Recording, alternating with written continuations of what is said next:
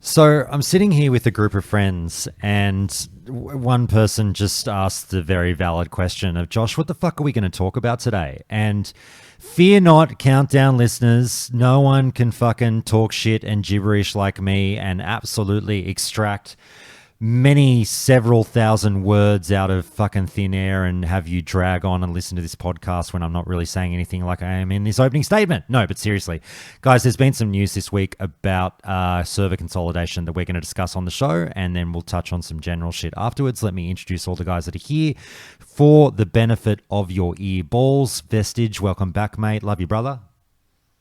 Hello, hello. Good to have you. Arcos, my friend, how are you? That is that good. Excellent. All right. Marcus, mate, welcome back. It's good to be back, man. Thanks for having me. Mate, always a pleasure. And Fred Munro, mate, thanks for being here. Thanks for having me, man, as always. Always a pleasure. And Dale, I'm not sure if you're taking part, but hello if you are. Hi, how's it going? Very good, man. Oh, wait, you're with Arcos, aren't you? I don't think so, based on what you've been saying. This is a rating buddy, I believe, of Arcos's. So, mate, it's very good to have you. Thanks so much for tagging along. Look, guys, as Fred was talking about before I hit the record button, a little bit of a difficult one to discuss this week. It's like, it is big news, but my God, was the fucking post vague and in classic Blizzard fashion. I mean, also in classic World of Warcraft player base fashion. Has everyone fucking not sure or misconstruing or misinterpreting and everything? There's like 6 different interpretations of this fucking one paragraph post out there by this stage. It's a bit insane. But the long and short of it, I think, Fred, let's try and break this one down. I even read it wrong, I must admit, until you corrected me just overnight. The long and short of it is, guys, there is a server consolidation coming to Season of Discovery. Now, what does that mean for you? Well, it looks like you will have the option within the next look. They didn't give us a time frame, but there was a little bit of an added note that made it seem like it was happening in the next 10 to 14 days. You will have the option of moving to another server. You're going to get a free character transfer with however many fucking characters you want to go to another server in SOD. Now, a couple of points of confusion rise just at this point where it's like, okay, are they creating a new server that they're going to push everyone towards, or are they just going to designate one of the servers already in existence and say, hey, this is the server we're going to try and make the mega server go here if you want? We're not sure, but we'll get into that soon. Thanks so much for the raid, Bob. Cheers, mate. There's a few other points to get into. Well, actually, we'll discuss everything later about what this means for SOD. Maybe we'll try and do the fucking, Rosetta Stone interpretation of what this blue post is trying to say. Fred, I might start with you if that's okay. I initially read it as a new server is being created, and the reason I came to that conclusion was, again, the odd wording in the post saying all the origin servers will remain. And that weird selection of words made me think, oh, so if there's origin servers, there's going to be a new server. But then I sort of saw what you said in the Discord overnight, and I went back and read it again and went, oh, fuck. It is kind of up in the air. Maybe they will just tap Lone Wolf or Crusader Strike on the shoulder and be like, you are the PvP server now, and people can now come to you. So, Fred, that was your interpretation, wasn't it? Yeah, I would say I do think, on balance, that it probably will be a new server that everyone goes to. But I think people have this interpretation based upon Wowhead's summary, which stated that they were taking that as a fact, when I don't think the Blue Post necessarily is saying that. I agree that the use of the term origin server makes it seem like, yes, that's how it's going to work, especially when they say, well, you won't be able to create new characters on the origin servers. So that also seems to imply that, okay, well then clearly it must be some new server. But I don't know. It's unclear, and I don't think we have much information more at this point other than reading the tea leaves from the Blue Post. Can we give a shout out at this point? I mean, I've kind of half laughed about it, but I mean, shout out to the choice of words and the drafting of some of these Blue Posts. I know Agren cracks the shits when I have a go at the team about this stuff, but like, I'm sorry. Just you guys, the communication is wonderful to see, but just the choice of words, guys. Like, I know there's a better way to send this message. Like, I mean, it's kind of become par for the course, hasn't it, guys? These oddly worded Blue Posts over the years, haven't they? Yeah, Yeah, it that seems like one. there's always the clarification blue post that has to come up and clarify the first clarification. Yeah. Yeah. Sorry, we'll tell you again what we actually meant in the second Blue Post is usually the way it goes. But anyway, look, it's small. It's a small complaint, whatever.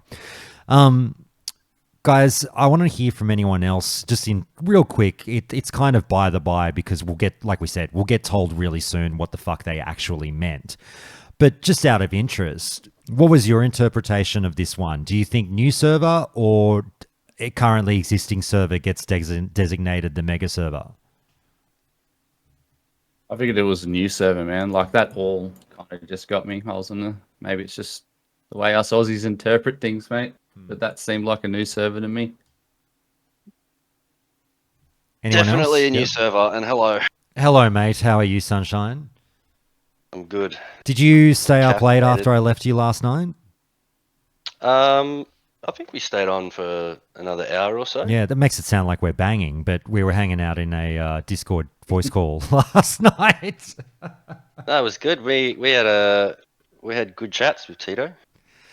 Yeah, I left a handful of you shooting the shit, and I was fucking tired and falling asleep. Do you know what level Hunk and the boys got to? I think he got to 44 or something. Well, no, he was loving it. 44 when I left, when I went to bed. Oh, He was maybe they got to 45. 45 then. Oh. He said he was going, and he just kept playing for like another hour and a bit. Oh, we've Just kept going. we've got him. We've got our hooks into him now, Yeah. Yuvi. He's back for sure. He's Yeah. back, baby. Guys, so that's Yubi's take. You said new server for sure, right? Yeah, I think it's the most peaceful option because if they select a server to become the mega server, everyone's going to go, why do they get to keep their fucking names? This is bullshit. Just Well, fucking to be send fair, all the cattle to a new paddock and let us fight for names. to be fair though, to again argue about something that's going to be fucking deemed irrelevant in a few days when they clear this up anyway, but that's the nature of this show. Don't you feel that creating a new server is, even though I thought that's the way, I agree with you. I think that's the way they're going as well. Don't you think that's the more like problematic option in terms of, at least when you don't create a new server, like, half the people can just stay and you are basically coaxing half the rest of the population to come over and join them, as opposed to creating a new server and then having to fill that up slowly over time and, have people go, oh, is there anyone on that new server yet? And it takes days and maybe a week or two, and then eventually they all go over. I don't know. I just think it feels a bit clunkier. I'm picturing this as like 80% of the people that want to be on the mega server will be there day one. Like as soon as they open it, I'll send every character I have, if they let me, as long as it doesn't blow up. Oh, I will too. The only thing I just considered, if they elect, say, Crusader Strike as the mega server to be, then they also have to set up a route out for the guys that go, fuck you, I don't want to be on the mega server. Why'd you make my server the mega server for? I don't want to be on the mega server. And then that's just more work for them. I don't think they'll that's a create good point. an out. It'll just be one funnel to a new place. That's a good point. Anyone else And on I this do one? think Yeah, go they on. also, I think they want to get everybody on the mega server eventually, is my conspiracy theory. So they want absolutely. these other servers to become depopulated and people to be like, oh man, now everybody's gone. I better go join them on the mega server. Yeah, the illusion So- of choice.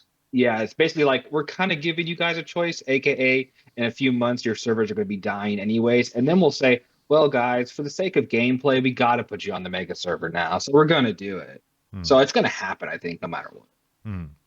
It's Yeah, I thought this sort of elective system is so bizarre, Yeah. considering either the mega server succeeds, in which case everyone is going to leave their servers, and then people are going to be forced to leave, as you say, because all their servers are dead servers, or no one goes to it, and there's a few people who get tricked. Like, what was the point of this? Just force merge, and it's totally fine. Well, there's so many things already to dive into because first and foremost, I'll touch on something Vestige said, and then I'll jump back to one of your points, Fred. I mean, it is a foregone conclusion that this is being done for the purpose of everyone diving into the same pool. They're not like, why would they do it otherwise? There is literally zero fucking reason. The SOD servers are fine. There is zero reason to do anything server related right now. Obviously, they've decided now is, and I'm not getting up Blizzard for this. I'm just saying I understand why they're doing it because, as Vestige said, they want everyone to jump on the same server. This is the time to test, obviously, some new server tech that they might have up their sleeve. They want to see what their new definition of a mega server might go, and go, you know what? Fuck it. Let's just try and get 30,000, 40,000 people on the same server and see how it goes in SOD. SOD is the time to test this shit before the next big thing comes out. I completely agree. That's exactly how it should have been done. I mean, it might not have been ready 8 months ago, but if anything, the start of SOD would have been the time to try this out. I'm presuming it just wasn't quite ready yet. But it's great. I think it's great that the tech is moving in this direction. And like, yeah, make no mistake, they want us all on the same place. This is not being done to expand your choice. This is actually being done with the hope of limiting your choice in terms of funnel into the same joint so we can monitor how that works with our servers. But on Fred's point, in terms of the optional nature of it, I mean, we talked about this as soon as the news came out, Fred, and you were doing the same move that I was doing, just scratching my head over like, well, why not just make this a forced thing? Like, why not literally just remove the choice and all the fucking conversations that guilds are having right now about should we move, should we not? We've been through it so many times over the fucking last few years. Just get rid of all of that and go, guys, you don't have a choice. We're fucking pushing you all on the same server because we really need to test something. I think what they're doing, my interpretation has been, they're trying to get the best of both worlds, and I sort of understand why, but I still disagree with it. They don't want to do the super heavy-handed, big bad Blizzard move of, mwahahaha, we will tell you how to play this game, and you're now going to a server of our choice, and you get no agency whatsoever over your lives in Season of Discovery, mwahahaha. They want to avoid being the bad guy here, and so they've gone, fuck it. Let's just make it their choice. And we know everyone will move anyway, but at least we've created the illusion of choice. So when their current server dies and they have to move, they can't say that we forced them to because we left it as an option. And I just think that's kind of the weak, weaselly way out when it's like, you're still going to get the blame anyway if people now, I don't think people should complain about this. Sorry, don't get me wrong. I think everyone should just fucking jump on board, test the new server tech, be happy with it. I'm sorry, but like, it's an experimental server. Just fucking whatever. Your layer is still going to be packed. It won't change your in-game experience that much, in my opinion. You're not going to get 30,000 people in fucking Searing Gorge. You're going to get the same that you've always dealt with.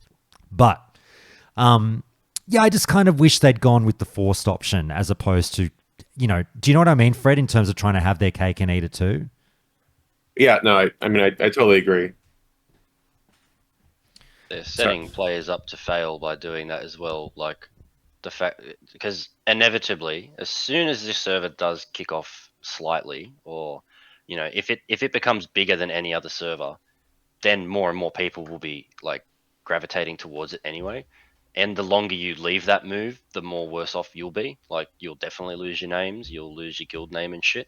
So I think it would have just been better, like you said, to just say, that's it, you're all fucking moving on the same day, instead of dragging this out for 5 months, because then all the people that don't go day one will just bicker and bitch about, like, yeah, losing their names and all that kind of shit. Yeah, and Well, sorry, hey Bob, how you going, mate? Hey, I was just saying, it's honestly just an illusion of choice. It's not really a choice. Like, you're not going to be able to make new characters on the old servers, so they will die. So they're giving an illusion of choice, and they're passively aggressively merging all servers. Whereas I kind of just think they should have just merged them all and just been done with it. But it is a good thing ultimately, though, right? No, I think it is absolutely. I'm all for. I'm sounding like I'm picking this thing apart, but I'm all for what they've done. I'm actually very, very excited by this news. If anything, it's reinvigorated my season of Discovery life, which is already at fucking 11 out of 10. But now I can get my Shadow Strike character back in the mix that I abandoned. And now my Australian mates who had walked away from SOD just last night came back to get back into it and had a good time. So it's exciting times, and I'm all for this news. By the way, Bob, I'll say this much. Everyone obviously knows Bob from Warcraft Reloaded. I'll just say, Bob, I know you've just recorded a podcast with Ubiquitous just before coming over here. I'm going to give you the Mission Impossible scenario. This is your mission should you choose to accept it. Because, you know, one of my biggest pet peeves in the world is all the fucking, across any video game, all the content creators just going on each other's podcasts and all the podcasts sound the same. Your mission, should you choose to accept it, is to say different shit in this recording than you said in your recording you just came from, all right? So you've got to get wild for me. Too wild. All right. I'll try. All right. Hot takes only. Yeah, exactly. I've got some bad takes. People love to tell me how much my takes are bad. Oh, so don't worry. I'll We'll let you know. It's all good. Look, guys, there really is a lot to break down here, but I might throw it to Dale and get you involved in the mix, mate. What was your reaction to this news, and what do you think that it's going to do for your server? I think I can just agree with you guys. I think it was an illusion of choice at the start. I think it's going to be like a brand new server. We're going to have everyone eventually goes there. I think it's going to be a net gain for everyone.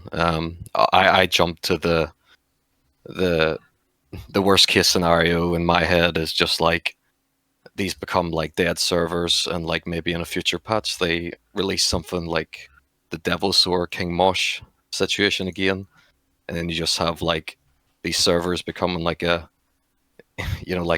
external farm for the main server where you can just farm stuff. I think it would be more of a problem if like Black Lotus and stuff was more rare, but obviously that's not a thing anymore. So I think it's a net gain for our server. Oh, I think you'll find that we're all probably agreeing with you. Like, I know we're sounding like pessimistic cunts who are shooting everything down, but we're just taking it from all angles. But I'm with you. I think this is a net gain. I think this is a good move. I think this is very good for the future of the classic franchise, given that we need to do this testing if mega servers are going to be the future of gaming and of WoW. And people might pick me apart and say like, oh, Josh, fuck you. You've been a really big advocate of like warm and friendly and fuzzy smaller servers in the past, and I absolutely have. I played on Yojamba in the Oceanic region through TBC and Wrath, and you heard me on the show 3-4 years ago going, wow, it's really nice having this like 3,000 strong server that just feels like it's got people around, but it's not out of control. I love this. And now I'm turning around going like, bring on the mega servers. Oh, fuck you, Josh, you hypocrite. You fucking, what's the deal? I can tell you that the deal is that I sort of, in a weird way, whether you think I can do this or not, believe in both in terms of like, I think a medium-sized server of, what we call an old school full server of 3,000 to 4,000 people still works in the modern age. But the only issue with those servers is, does the number stay the same? If that number is at zero threat of ever decreasing, then great, that server size is fine. The problem is, in reality, that number is usually at threat of decreasing and turning into a dead server, which is problematic. Which is why, as I've maybe gotten older and thought more about it, yes, maybe it's hideous of me, but I have been more open to the concept of the mega server or the fucking hyper megalopolis, whatever fucking Blizzard is creating. You remove the threat of servers dying, and it's just, it is, whether you like it or not, it's the future of gaming. MMOs are going to go in the direction, particularly with the tech going this way, of games just being like, you don't pick servers anymore. You just log into the game, it puts you immediately into the game, and everyone's in the same place. I fucking guarantee you that's where all this is going. I'm okay with that. I really am. It removes a lot of headaches when you think about it at the end of the day. So like, yeah, I'm very positive towards this, Dale, I can assure you. But if I can get it's sort of anyone jumping in now, first in, best dressed, on everything I've just said and more, whether you agree or disagree on this being the future of gaming or whether it's a good or a bad thing. I would like to jump in here real quick, which is regarding what's actually happening. We have to keep in mind that, the servers that people are playing on right now in SOD are already mega servers. When I think just the PvP US cluster, Crusader Strike's obviously gigantic. We're on Lone Wolf, that has multiple layers going, and then I'm, it's already a mega server where I don't know everyone or even close to it. And I think Living Flame is the other one, which is also similar pop to Lone Wolf. So, I think once I know a lot of people, a lot of classic Andes, like to make these statements about how smaller servers are better.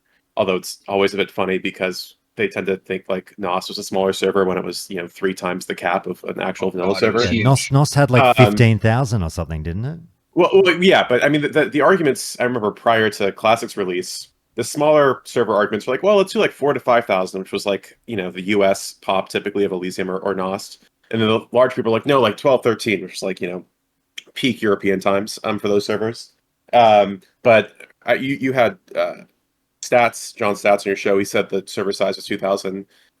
Mark Curran said on a different review that was 2,500. So either way, like even this so-called lower pop size we were discussing was already twice, Vanilla's actual size. But in any event, people would say, oh, well, the one Scarab Lord on your server, or you get, you build up a reputation if you're a total fuckhead in dungeons, yada, yada, yada, which is all lost if you're in a mega server. I'm not sure if that's even true, but if those even existed on the smaller server sizes. But let's just grant that for the sake of argument. In the current point we're talking about, we've already lost all those benefits. We're already at the mega server size where those benefits are lost. So there's I don't think there's any downside at this point to merging all the servers together, because you're just getting more benefits that a mega server offers, which is more services, more people who can offer things, less monopolizing of the markets, easier to find dungeons and raids, right? Everything, right? And that's why mega servers are better in my opinion. But there's no downside here, because all the small community fuel has already been lost. So by merging mega servers into an Omega mega server, there's no downside. It's only upsides. There's one downside, is the chat. So how many Warlock summons are we going to have now? That's a really good point. Someone brought that up about 45 minutes ago before I hit the record. Oh, really? Yeah. Sorry. No. So I'm we were glad you brought it up, earlier. Bob. Yeah, I wasn't recording before. Fred mentioned it, I think, or someone mentioned it, but I'm really glad you said it again, Bob, because it's fucking a top tier point. I've just been giving tips on stream to people about how to install Bad Boy and filter out the word summon from your chat to drastically improve your quality of life in Season of Discovery. And like, for real, it will almost, like, if you do this mega server, which is being done, it will almost have to push Blizzard to action where, like, imagine the casual player, and again, we always talk about us and the 1% of people who go to podcasts and do all this shit and, know how to sort of deal with the game, like install add-ons to filter words out and fucking bullshit like that. Imagine the average player just looking at their chat going, the average player doesn't have multiple chat tabs like I do. They've just got the one or whatever. And all it's doing is flying with fucking 20,000, 30,000 people on the one server, and 98% of those people are advertising their Warlock summons. They're just going to look at their chat going, what the fuck bizarro world am I living in right now? Yep, and general chat is layer specific, right? So that's not in too much danger. But trade and looking for group chat is just out of this world, and I still don't understand why summons are allowed to spam and looking for group. You know? So a lot of people have been kicking up a stink about that recently, going like, okay, I understand that there might be, 40 people right now advertising their summons, or the same guy doing it from 3 different accounts or whatever it might be. But why why am I seeing, and obviously you can report them, but like, the amount of the frequency with which I see the same name just sending the same message every 15 seconds is ridiculous. Yeah, well, and what's weird is that we had this whole warlock summon thing solved in hardcore, and I don't know why it's not come to SOD afterwards. We had a literal channel that everybody joined called Uber, and that was where all summons were posted. Yeah, I was And gonna like, say we just need another. why didn't we text do channel. that? Yeah, I don't understand why SOD didn't take that same approach with the community, but they didn't, and it's weird. Because we're boomers that don't evolve. Um, No, the point is well taken. You're right. That is a downside as the chat becomes totally unmanageable. I was sort of going with the assumption you would have LFG bulletin board, but if you don't, agreed that is that will be pretty unmanageable on the Omega server. It's already kind of unmanageable on the current Mega server size, but yes, it will be so much worse. So you're totally right about that one. Well, and to Josh's point, that's the whole point. Like, we all, probably every person here in this call, have that and use it. It's got the search function now. It's great. But somebody who doesn't have a buddy to tell them that, like, is going to be just overwhelmed to be like, all right, never mind. Yeah, it should be a built-in functionality in the Blizzard UI for sure. 100% agree. guys, The average go, new mate. player is not even finding the LFG channel for ages anyway. So Yeah. it's not like they're level 1 getting bombarded. You have to opt into it. Yeah, true. Guys, I'd love to hear from more of you on the optional or forced argument here in terms of if Blizzard is bringing us a new server, how do you feel, or has your guild already been having the conversation? How do you feel about the difference between what would you have done if you were running the shop? Would you have made this optional or forced? Forced just feels bad. It speaks to the illusion of choice again, but like, it feels fucked to be forced to do something. And I feel like this choice, it's fine. It won't be that bad. I think it should have just been like not forced but automated and opt out, because they do that with a lot of things where, opting out of an email sign up is enough to just make you cop this fucking email monthly letter for 7 years and not get out of it. So they would have caught a lot more people just by removing the barrier of effort that, I have to choose to go there. That way, only the fucking resolute, no, I'm not fucking leaving crowd would have decided to not go. And that's probably a better way to have gone about it. Like, That seems like the best compromise between the two, right? That's a good fence sitters maneuver. That one, I like here's it. my reach. They fucking did this. They brought this strategy in for your error clones that you all paid for, and they're like, if you don't log on to it soon or move it, it gets deleted. My emails get sent to some shitty old Hotmail. Never saw it. I paid $25 for a character that no longer exists. So why are they okay with that strategy to literally delete characters off my account, but they're not okay with something as basic as transferring characters and you opt out? Sick cunt. They've done this before. Sickcunt69 at hotmail.com. Yeah. Imagine not still using your Hotmail email as your main email today. Like, I'm that guy, dude. It's a collector's item now. You can't get them anymore. Absolutely. Fucking anyone else on this one? Dale, I'm not sure if you might have mentioned this in your opening salvo, but if you were given the choice, or if you were running the shop at Blizzard, what do you think makes more sense, the option or the force? I think the optional, just to keep people happy. I wouldn't care if they made it forced or optional personally. I think everyone will just end up being there eventually either way. Yeah. I seen some guy in the chat said that is a guild leader saying that we're going to stay. I mean, what's he going to do when people leave due to they don't want to play the game anymore? Who are you going to recruit? Are you going to recruit the bot in Felwood that's farming herbs? The bot might do more DPS. You never know. I've got no pity for people that stay and die on a server because they should have learnt the lesson by now. Like, it's literally happened like 20 times that they've had to condense servers to help the player base out. If you're still if winter's coming and you're not fucking moving south to warmer pastures, then fuck yeah, you can freeze. I don't care. I don't feel bad for you anymore. Stay on your shit server and play with no one. To be fair, for them to even close the door behind us and go, nah, You had a week to go. You wanted to stay. You could fucking be left there. To be fair, and everyone sort of go fucking take a shit for 5 minutes if you're not from the Oceanic region and this part of the conversation doesn't really pertain to you. But we've chopped and changed on what Oceania might do and what Shadow Strike might do in this instance, because my gut reaction was, oh, well, there's the death of Shadow Strike. But then in talking to you guys, it very quickly became apparent that, like, whoa, not so fast. Hold your horses there, mate, because, you know, at the end of the day, the Aussies and the Kiwis and everyone in this part of the world, a lot of them are very married to their ping. Now, this is an issue that I greatly disagree with most people in the region over. I don't give a fuck about ping. I've said this many times on the show before.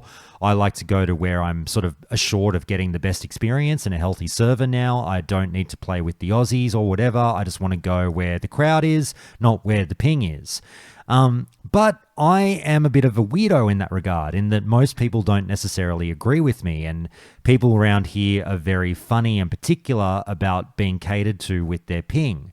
So we thought that maybe most of Shadow Strike might actually be the one server that stays. Do you Aussies agree or disagree with that?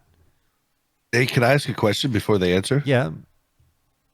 Does the ping really matter for PvE all that much, or is it really just a PvP thing? 'Cause It matters. for It PvP. matters for neither. No, it matters for neither. Guess what, Bob? Doesn't matter. We PvP on American servers. When we go to BGs, it is 200 ping. Unless you are the best in the world. PvP'd with you. Unless and you are the did best fine. in the That's what I world, was- and that 0.2 of a second really means the difference between the gold and the silver medal, it just doesn't matter. So like arena type deal. Okay. But even that's- yeah, arena. I No, I'm was saying just even curious. the average arena player can absolutely work. I can work around the ping. I PvP now frequently with my 225 MS, right? And I was talking to an Aussie last night about this, and I was just saying, mate, I don't want to sound like a prick, but it ain't rocket science. Yeah, now I get that as a Malay character, there's, you know, a quarter of a second of delay and they might not be in the spot that you think they are. I get that. But look, it is drastically overblown, and I mean drastically overblown by the player base, how much it affects your performance. And also, in terms of kicks and everything, it ain't fucking rocket science to literally just subtract 0.2 of a second off of the number in front of you on your screen. And as Yubi correctly pointed out, I'm one of the fucking very rare pricks that actually waits to the end of a cast to kick anyway. 98% of the player base does it at the start of the cast anyway. So what the fuck does it change for them? Yeah, because like a lot of people might not know, but MS stands for milliseconds, and 1,000 of them is 1 second. So if you're at 224, that's a quarter of a second. I can see how that would matter in a first-person shooter, but I don't see how it applies here. No, And that's it why I was doesn't. curious. GCD doesn't. game. It doesn't matter.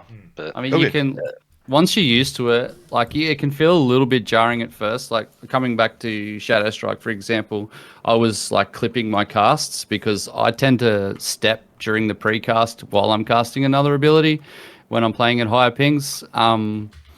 And it's like, it's a habit that I formed, and it feels pretty good to do it. And I was trying to do that just instinctively last night, and had a little bit of trouble, but it's like a 30-minute adjustment, and it's fine. And we've always had some of the best players in the world. Like, we've always had people with insert season name here, gladiators, before we had our own servers, you know. So we had our own Aussie arena servers, if I'm not mistaken, for TBC, and lo and behold, Blizzard was right. We don't have the player pool for it. There was about 14 fucking twos teams. Like, whoever got glad, like one team got glad because there was so few players that they were like the 1%. Yeah, They had like it locked down. So avid listeners of the podcast, and particularly from the Oceanic region, will get on me here saying, Josh, you're singing a very fucking tune to the one you were singing 3 years ago. And I've said a few times on the podcast, mate, if I have one regret, one horrible take that I wish against all wishes I could go back and change from everything I've said on the podcast over the years, it's that moment when Oceania lost their minds about being combined with the US Battleground pool. And I went into bat for Oceania and said, fuck this, do not force a merge. Like, it's funny.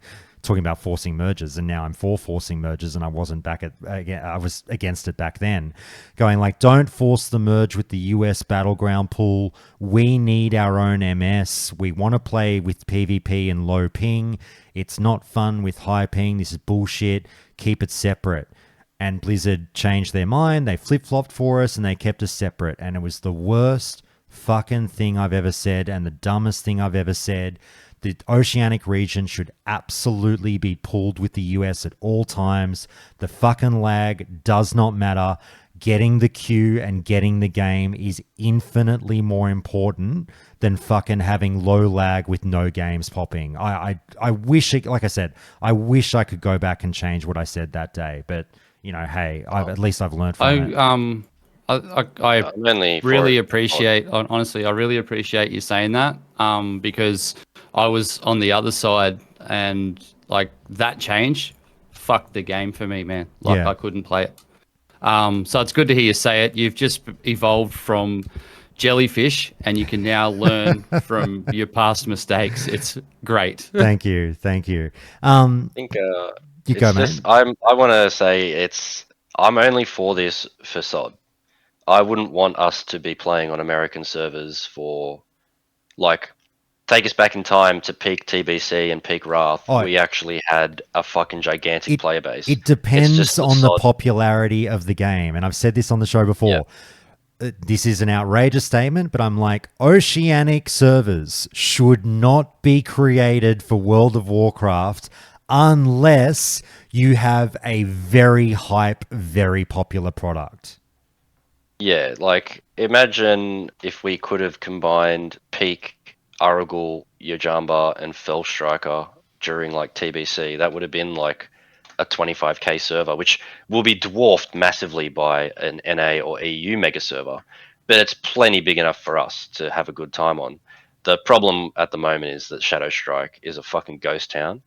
I know people are telling me that it's perfectly fine, but I mean, it's perfectly fine if you've got your raid team and your raid login. Well, But I logged on it yesterday at peak hour, Yeah. and Crusader Strike is busier at 4 in the morning US time by comfortably double, than what peak hour Australian Yeah, server. then 7 o'clock on a Friday night, it was dead, you were saying. And we were querying this, going like, the server's not dead per the raid logs. And I'm not calling Shadow Strike dead, guys. I'm just fucking adding a bit of flavor to this statement, going like, there are a really good, healthy number of raid logs coming in for Shadow Strike at like 2,500 or 3,000 logs or something. It looks like, oh great, that's a fucking solid server, awesome. Oceania's back, baby.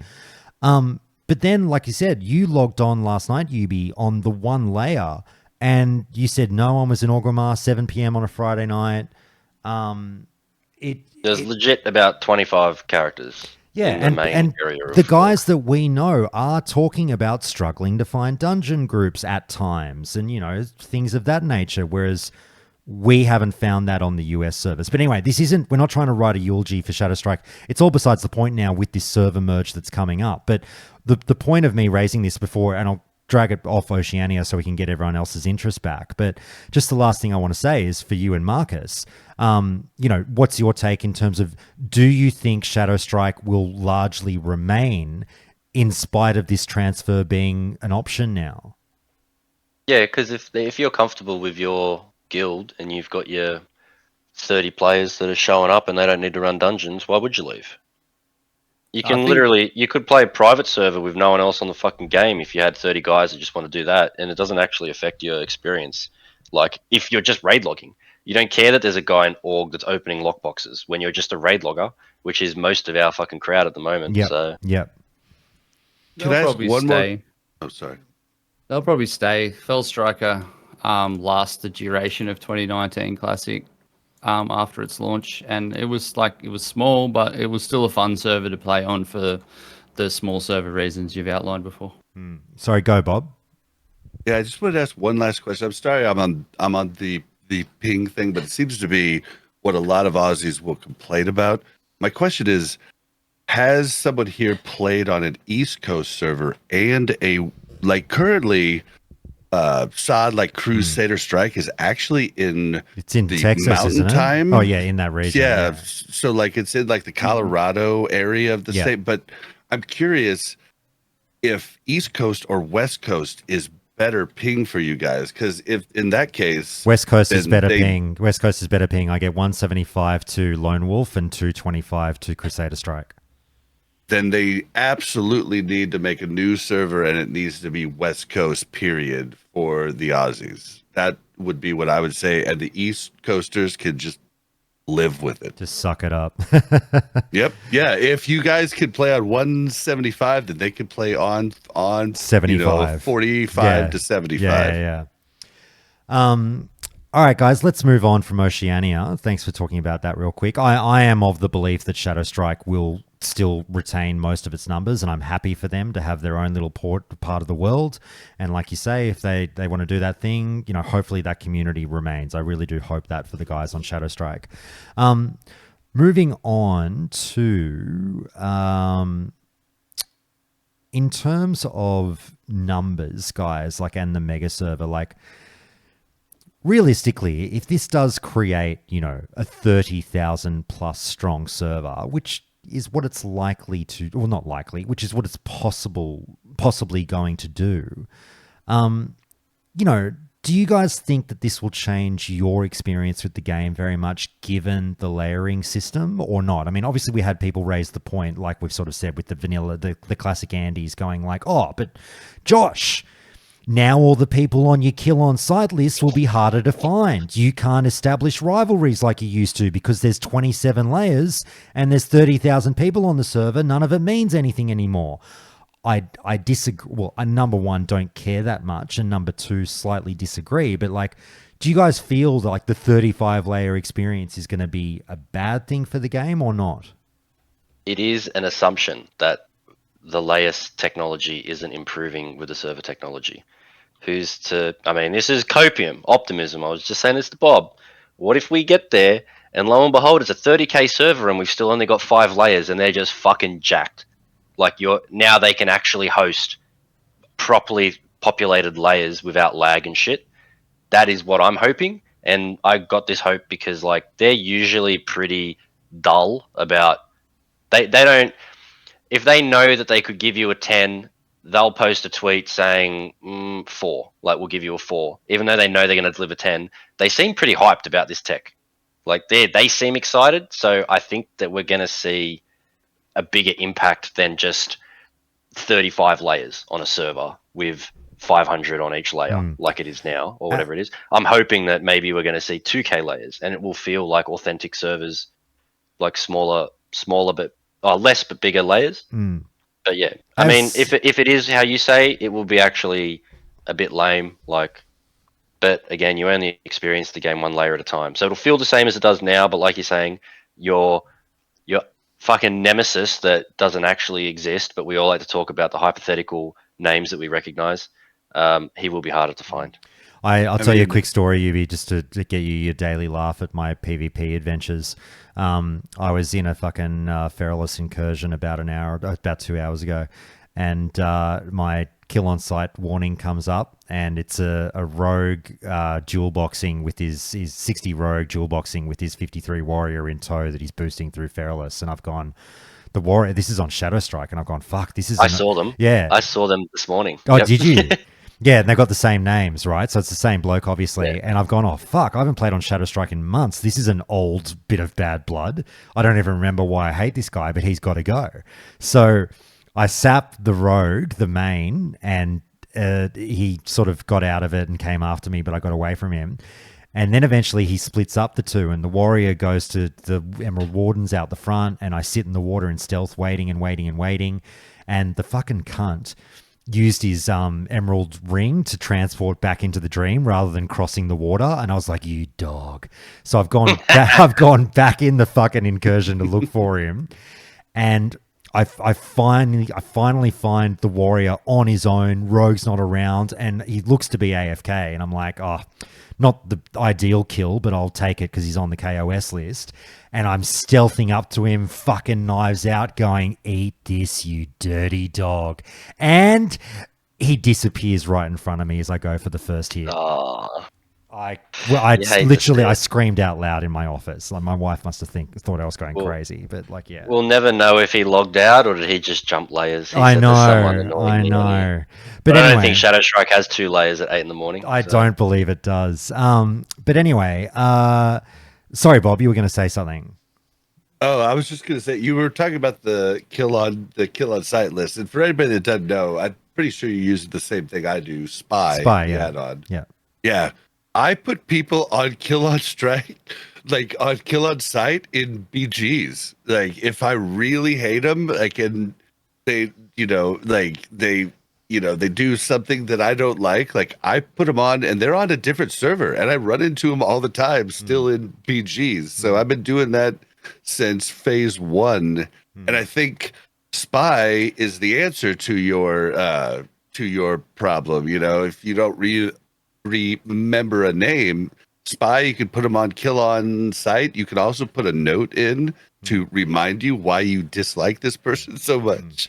So I think it's like Spy's a lot They'll, of just, fun. I they'll think be it's harder fun. to find, though. They'll be harder to find Yeah. amongst the True, layers. Yeah. but I don't really look for them, right? Like it's just when that different noise comes up, I'm like, oh, stop what I'm doing. There's somebody to kill, Spy's how I use it, a at lot of least. fun, but I am somewhat torn on it. It is super cheaty. It is super, super cheaty and has been seen since day one that you have this program or add-on or whatever that will tell you when that a character that you never would have fucking seen is in your vicinity and that you hate them. Yeah. And also Yeah. that people are in stealth around you. It is absolutely game-breaking.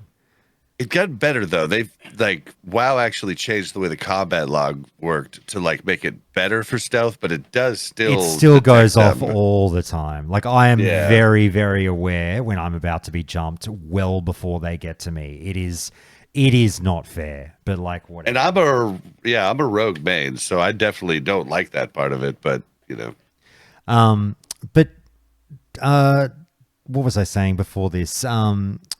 On the 35 layer thing. Oh yeah, sorry. This is what I was to say. Tom raises in Discord chat an interesting part of the equation that we probably haven't factored in yet.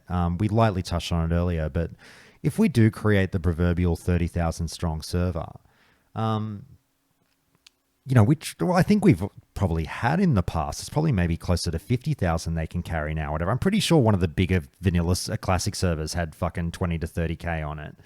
But what would the impact be to the server's economy with all these transfers? Are we sentencing these servers to an odd economic future if we do combine everyone in the same place? What do you guys think? yeah. I mean, but is it really that bad? I just think back to 2019 Classic, and pretty much everybody who was raiding in Nax at the end was either playing 8 hours a day or buying gold. Like there was no other ifs, ands, or buts, or they were a really savvy person that sat there at work and played the auction house type of deal. But most people were buying gold if they were going to try to keep up with I take as a rogue 17 different consumes throughout the raid. So I think I think Sa's been amazing so far with the real boxes and all that, just bringing the cost of consumes down, and it's been glorious. I'm not sure what you're saying, So- Bob. What are you getting at? Most people are buying gold, so it doesn't matter. No. Back in 2019, just because classic vanilla requires you have so many consumes you could use to be the best. But I don't think people have to buy anything. You could just do dailies in Burning Steps and buy every consume that you need for raid because of the way they've made Black Lotus more attainable. They've made everything. You can get a flask for 20 gold as opposed to 200 to 400 gold, which is what they were in Classic 2019 towards the end in Nax. So I think the bigger if I'm picking people up is what just he's going to bring putting down- cheaper. Please pick it up because I'm cheaper not picking it prices. up. Go for Yeah. it. So he's saying gold is so fucking easy to get and sold, and everything's so cheap. Merging ain't gonna fuck the economy. It's unfuckable. It is an unfuckable economy right now. Whereas in it's just Classic, gonna make it this easier. hypothetical could have been abused in 2019 Classic. Say, oh, there's a merge coming up. I better farm a fuckload of Black Lotus up because they sell for 275 gold each. Thank But you. on my server, it's not populated. I can get a heap, and then when we're all together, I can sell it to the guys that have played on the fucked server the whole time. Right. These economies are unfucked. But Like, you can't. Someone who's There's nothing to smarter, leverage. someone who's smarter than me in this call will answer this question. Well, when you say something like that, my mind goes to the query of, but is there such a point as being too cheap on the server? Like, can things get so inexpensive that nobody's making any money, or is it all relative and it doesn't matter? There's always things that will be expensive, but There's there are not- things yeah. that are It'll expensive screw now. crafters over. Like people that like to make money crafting, it will bring that down. But It's still an expensive night out if you're fucking jujued and firewatered to the tits all night long, compared to, like, I've heard people say, oh, the economy's so cheap, it's so nice, it's so affordable. Yeah, bro, if you go to raid with a fucking mongoose pot and well buffs, of course. And I think that's good. I reckon to have your default pot, and like, that's fine. And then if you want to get sweaty, oh, this is 6 gold, that's 8 gold, this is 5 gold. If I can do that 14 more times, and my raid night is 63 times more expensive than the dude that's going in with just the basic pots, but the basic pot is the strongest one. It's not necessarily a bad thing. It's not like everything's free inside at all. So is it There's gold there. Is There's it like on- gold yeah. to be made? is it only a good thing, Marcus? Like, for example, the AH isn't layered. It's all the people contributing to the AH. When you get 25 of that relatively rare epic item BOE on the AH, and now the price has to come down because of the competition, is that a good thing or a bad thing? I think it's fine. Because you can make like my example is, I started playing on a US server with you, and I made 250 gold before I was level 35 by just shuffling low level mats into stuff that people wanted for the Waylaid Supplies reputation. There's always a market you can find where you can make a fair bit of gold without too much effort if the server population's big enough. So on this mega server, those markets are still going to be relatively expensive, but they're still going to be very liquid as well. If that kind of answers your question. Yeah. Okay. All right. Anyone else on this one, on the economy side of things, before we move on? Yeah, I mean, it will definitely devalue the price of rare enchants and rare craftable things, right? Like, I think back to the first 3 weeks of our server on Lone Wolf, when everyone was scrambling to get the Devil Sword set, the Yeah. two-piece, and the only person who could craft it was Mudsticker and Lionshare, right? Yeah. And he was charging I think 400 gold crafting fee, Yeah. and I'm sure he got hundreds of people to pay that fee. That's come down to so- about 75G recently, but now with the merger, you could be paying a 5 gold tip for your fucking Devil Core. Right, exactly. I just generally think that's a good thing because, someone abusing a monopoly, I don't really think is a good thing. But, you might disagree. You might think, no, it's great that this person has 100,000 gold and, thousands of people were miserable because they paid all that gold. You might think that. I think you're an idiot, but you might think that. You know who thinks that's a great idea? The guy that's doing it. It's just like how the people that hate the slot economy usually turn out to be the dudes that like to flip, and because things are cheap, there's not as much flipping margin. Like, Yeah. who wants to flip 4,000 mongoose pots to make fucking 4 pennies? Nobody. Like, that's the crowd. It's just, how has this negatively affected me? And I don't like that it has, is kind of where the economy is at the moment. But yes, if you own, a rare crafting thing, and especially if you're one of the first people in the server with it, you're going to have a lot more competition. That's going to definitely degrade your ability to make money from it. I think that's a good thing, but that is definitely a difference that will exist with the Omega server. I'll just throw it to some guys we haven't heard from yet. Hey, Judah and Boonja. Judah, how are you, man? Good. Can you hear me? Yeah, Am I you clear? in the car, brother? I am. Hopefully, it's not too noisy. No, it's all I don't good. It's actually all know good. which microphone's going there. No, all good. We'll get to you in a second. I'll just say hi to Boonja as well, mate. How you going? What's up, boys? Mate, Boonja, I'll start with you. I know you've been sitting there patiently. Mate, what's your take on all this? What was your reaction to the news, and do you think this is a good or a bad thing, throwing us all on the one server effectively? So, initially I was a little like hesitant, right, for the obvious reasons, like how's it going to be implemented? It was a very vague post. But the more I've kind of sat back and let it marinate, the more I feel like these are the kind of changes that the devs should have been making long time ago. And I'm really critical of the devs on a lot of the things that they've done in SOD. I feel like there's some good, there's some bad, as anything is, right, when you're experimenting. But I really do feel like this is the right move. This is the right time. Everything is cyclical. Like what you were talking about a second ago is, this game goes in waves, right? Retail just came out. We're going to lose people theoretically, right? Firelands will be coming out. We're going to lose people theoretically. It comes and goes. So pooling the players together will just make the experience for those who don't want to play those other versions of the game or another game just have more options, right? I run pugs on my alts. This is going to give me a bigger player pool to pull from, right, for those runs that I put together.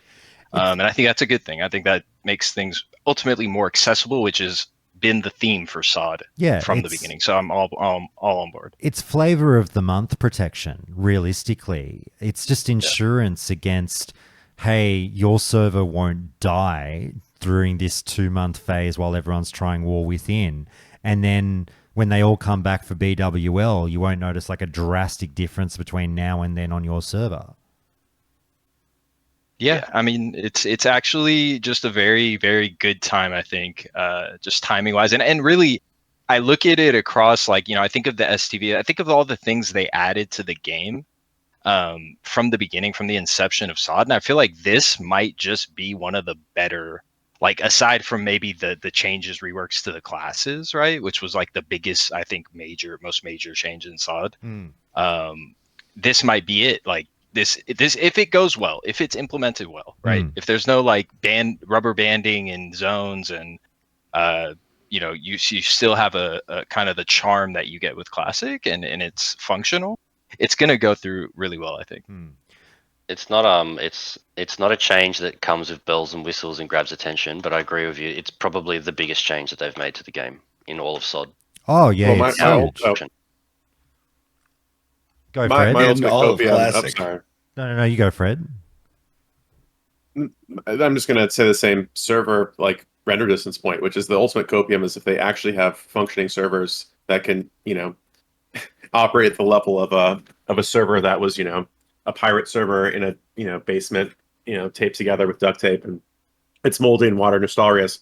If they can give us like 5-6 times the render distance we have in classic and in SOD, that would be absolutely incredible. I don't know if people have played on private servers, but it really is a night and day difference when you just see, like, when you actually see things. It really gets you immersed in the world. You don't see a giant spawn in 50 yards from you, because you just entered 50 yards. You actually see things at distance, and they have the technology because when someone's in your party, you can see them from 200 yards away. It just, for some reason, it's only enabled for party members. So if this server change means that they're actually like really upgrading the servers, I think that would be a great thing for the game. Really, truly, it sounds minor, but really, when you actually experience it, it's so much better. You've just reminded me when you said render distance. I know you're talking about a separate issue, but you just triggered me on my fucking up and coming bugaboo, which is nameplate distance. And like, I know we've talked about this before many times on the podcast, and like, I've been with you guys the whole time going like, what's the deal with the fucking 20-yard nameplates, blah blah blah blah blah. Like, for ages we've been saying this shit. I just feel like over the last week or two, I've really, really ramped up my hatred of 20-yard nameplates. It's been triggering me to no end because I've been spending You're so playing much. Arranged? Well, no, because I'm playing so much time in incursions, where particularly like I've been spending a lot of time in the Feralus incursion, and like it's not just the Feralus incursion; it's a lot of environments in Classic. The mobs are designed in a way to kind of blend in with their environment. The color palette's the same, and they kind of camouflage in a small way. And so, like, it's particularly on drugs in Feralus, where that fucking infuriating emerald green that they've got with the fucking like satyr mobs, the female satyr mobs or whatever that moonfire you. They are hidden in that green, and you literally Dryads. the dryads. You do not know they are there until you see the nameplate, at which point it is way too late because the aggro radius in SOD is juiced. And I don't get me started on the aggro radius in SOD, one of my things that I think they have to change for Classic Plus. That juiced aggro radius with the 20-yard nameplate distance, it's fucking insanity, and it drives me up the wall, and it's had me screaming for the last week, why don't we have 40-yard nameplates?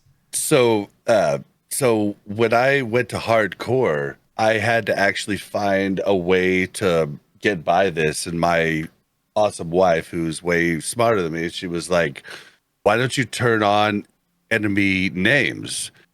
And I did it, but I did it begrudgingly because I don't like enemy names just up at all times because it takes me out of it. But you can see enemy names, like if the mob loads in, you can see it. So if you can see that, why can't you have nameplates? You just see what I'm saying? Like that's a trick that you could use, but it takes me out of it big time. Like I don't want to see, because you see them for miles.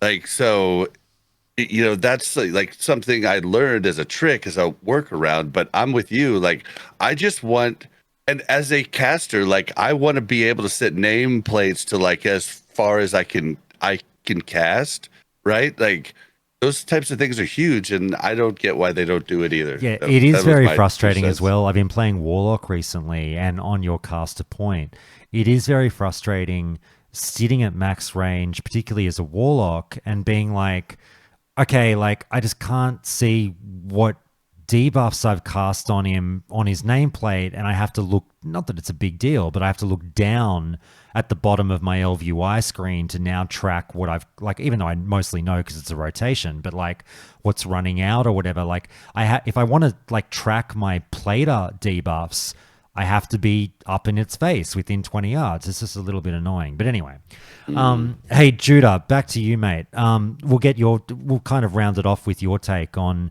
what was your reaction to this news, and what's your take on the whole push to a mega server?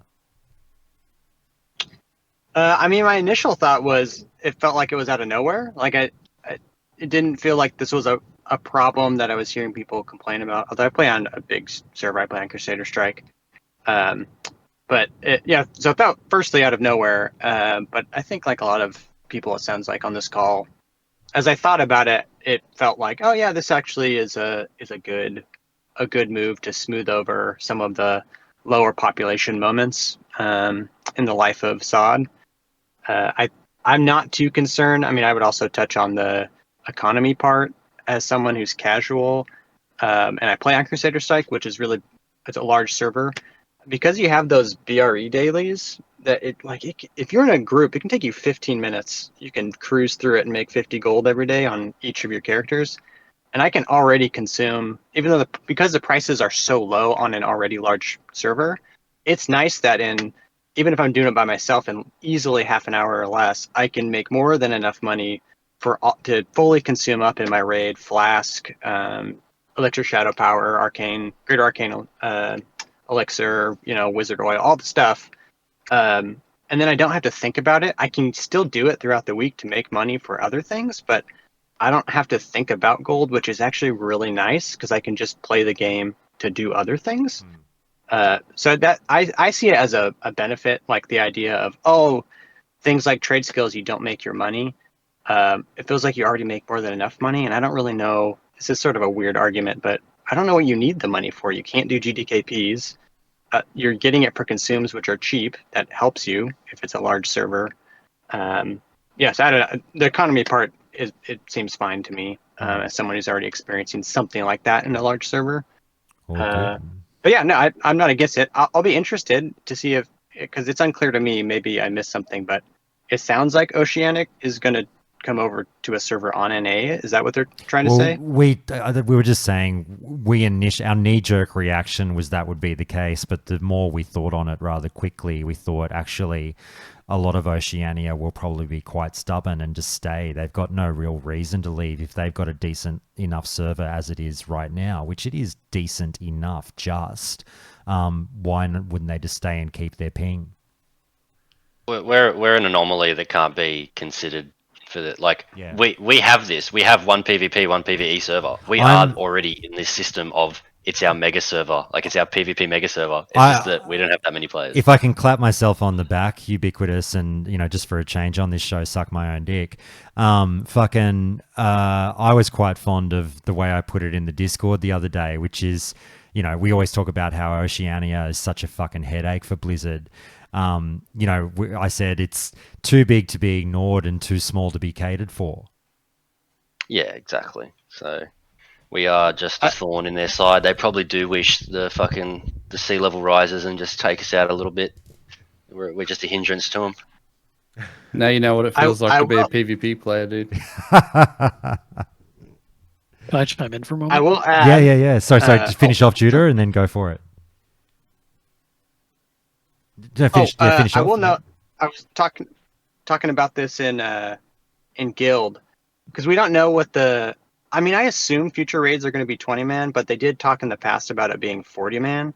And if they did go to 40-man raids, like BWL was when it was current content was 40-man, having a larger server I think will be nice because the larger the raid size, the less raids that occur, and then the less variety. So like as someone who I don't play until my kids go to bed, like 9 p.m. my time, which is 10 p.m. server time, and I'm on West Coast, so all the East Coast people are in bed. So there's a very small population to form a group with and like get into your guild to make a normal raid time at that late. So I think the larger the server, if they are going, even if they don't go to 40-man, it's nice that there's more variety of people available for whatever raid time you're available for. So having that question of, I wonder what the raid size will be going forward. Either way, good point. It's nice for that. I hadn't thought about that at all. It will make it easier for guilds to merge if there's literally 4 times as many. True. Who was that? Maves or someone else that wanted to jump in just before?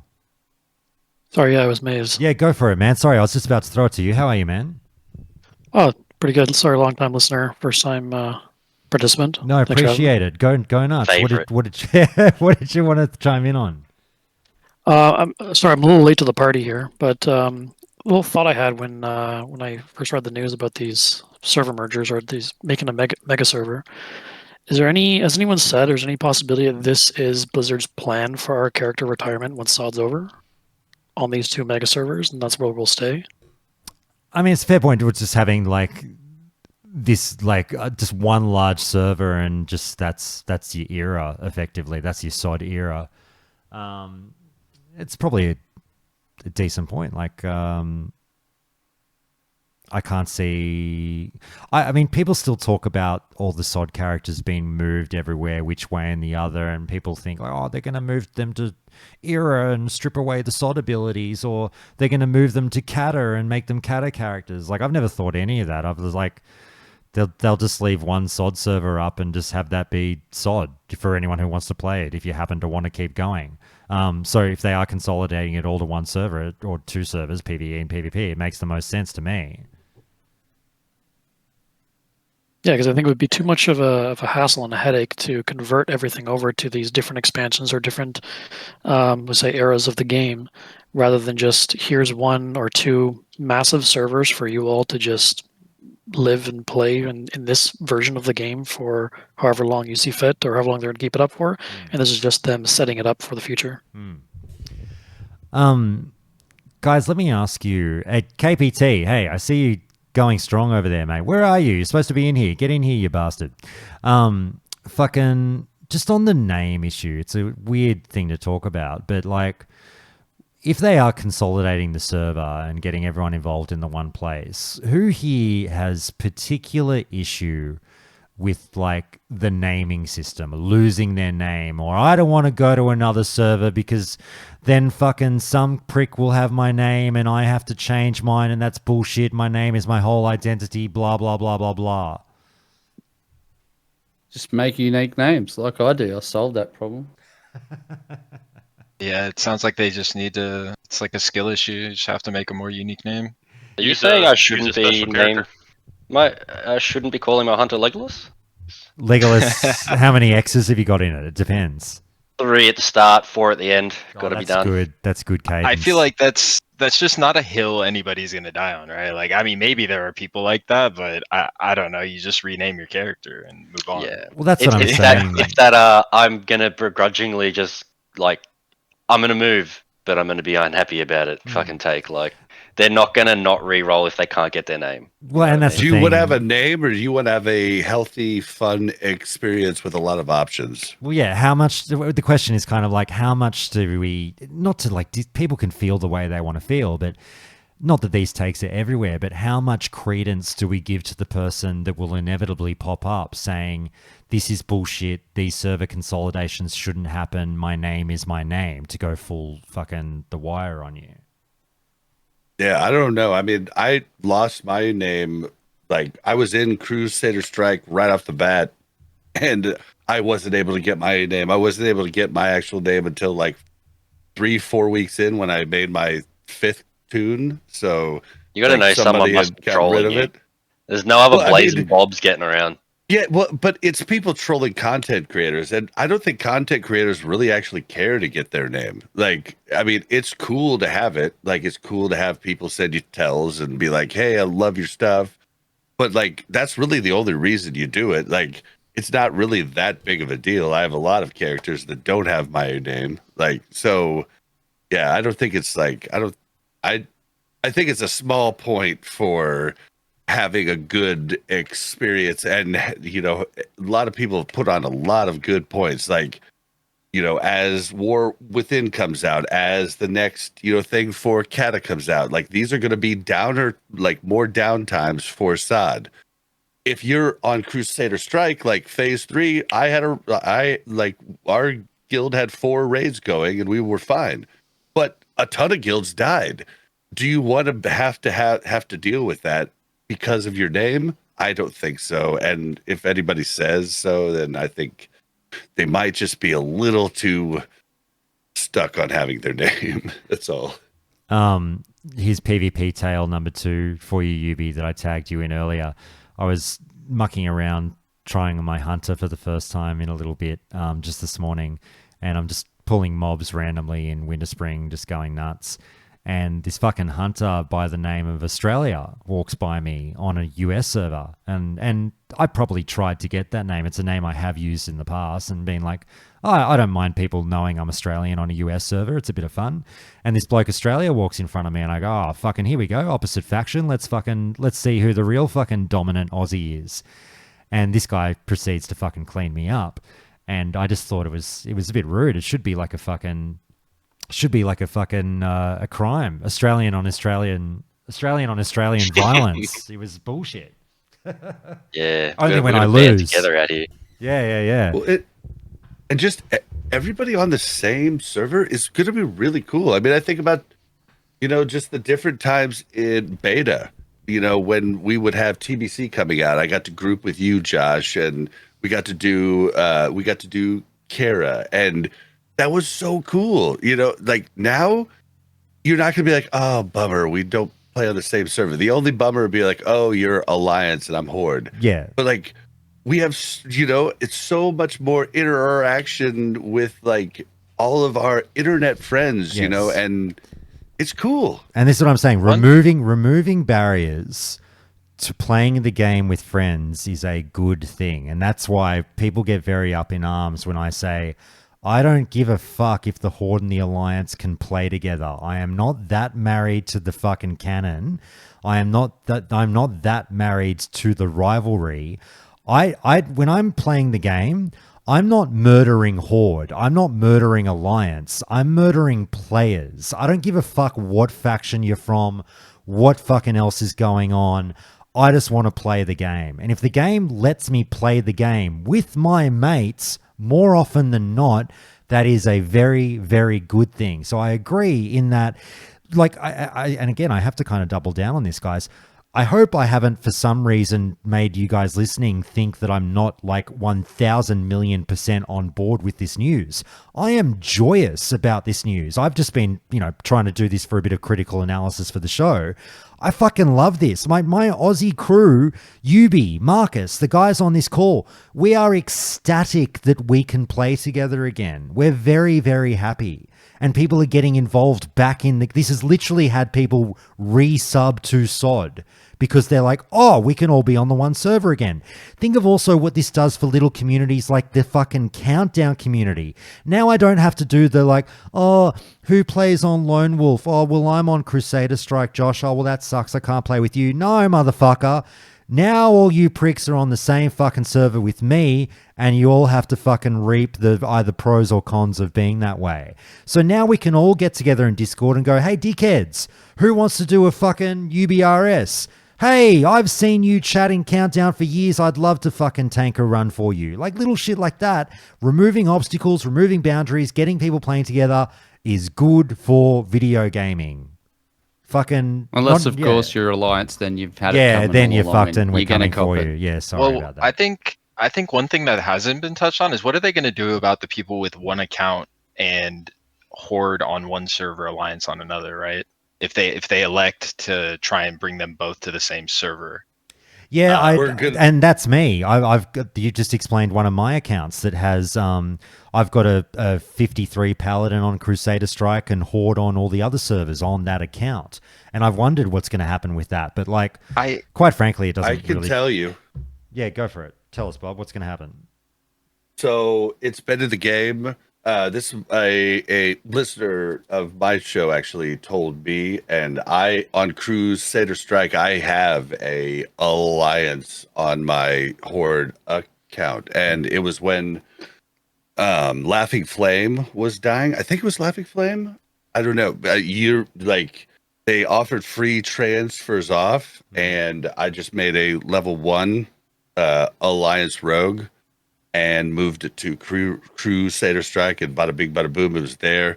I was told that's been in the game since 2019. Like when the free transfers come up, that's the only time that you could do it. I think I've experienced it as well in the past, actually, but it doesn't really bother me. I mean, I just did our friend Ubiquitous's survey, and one of the questions was, do you particularly give a shit in this day and age about Horde and Alliance characters being able to be created on the same account on the same server? And my answer is, sorry, Classic Andes, no.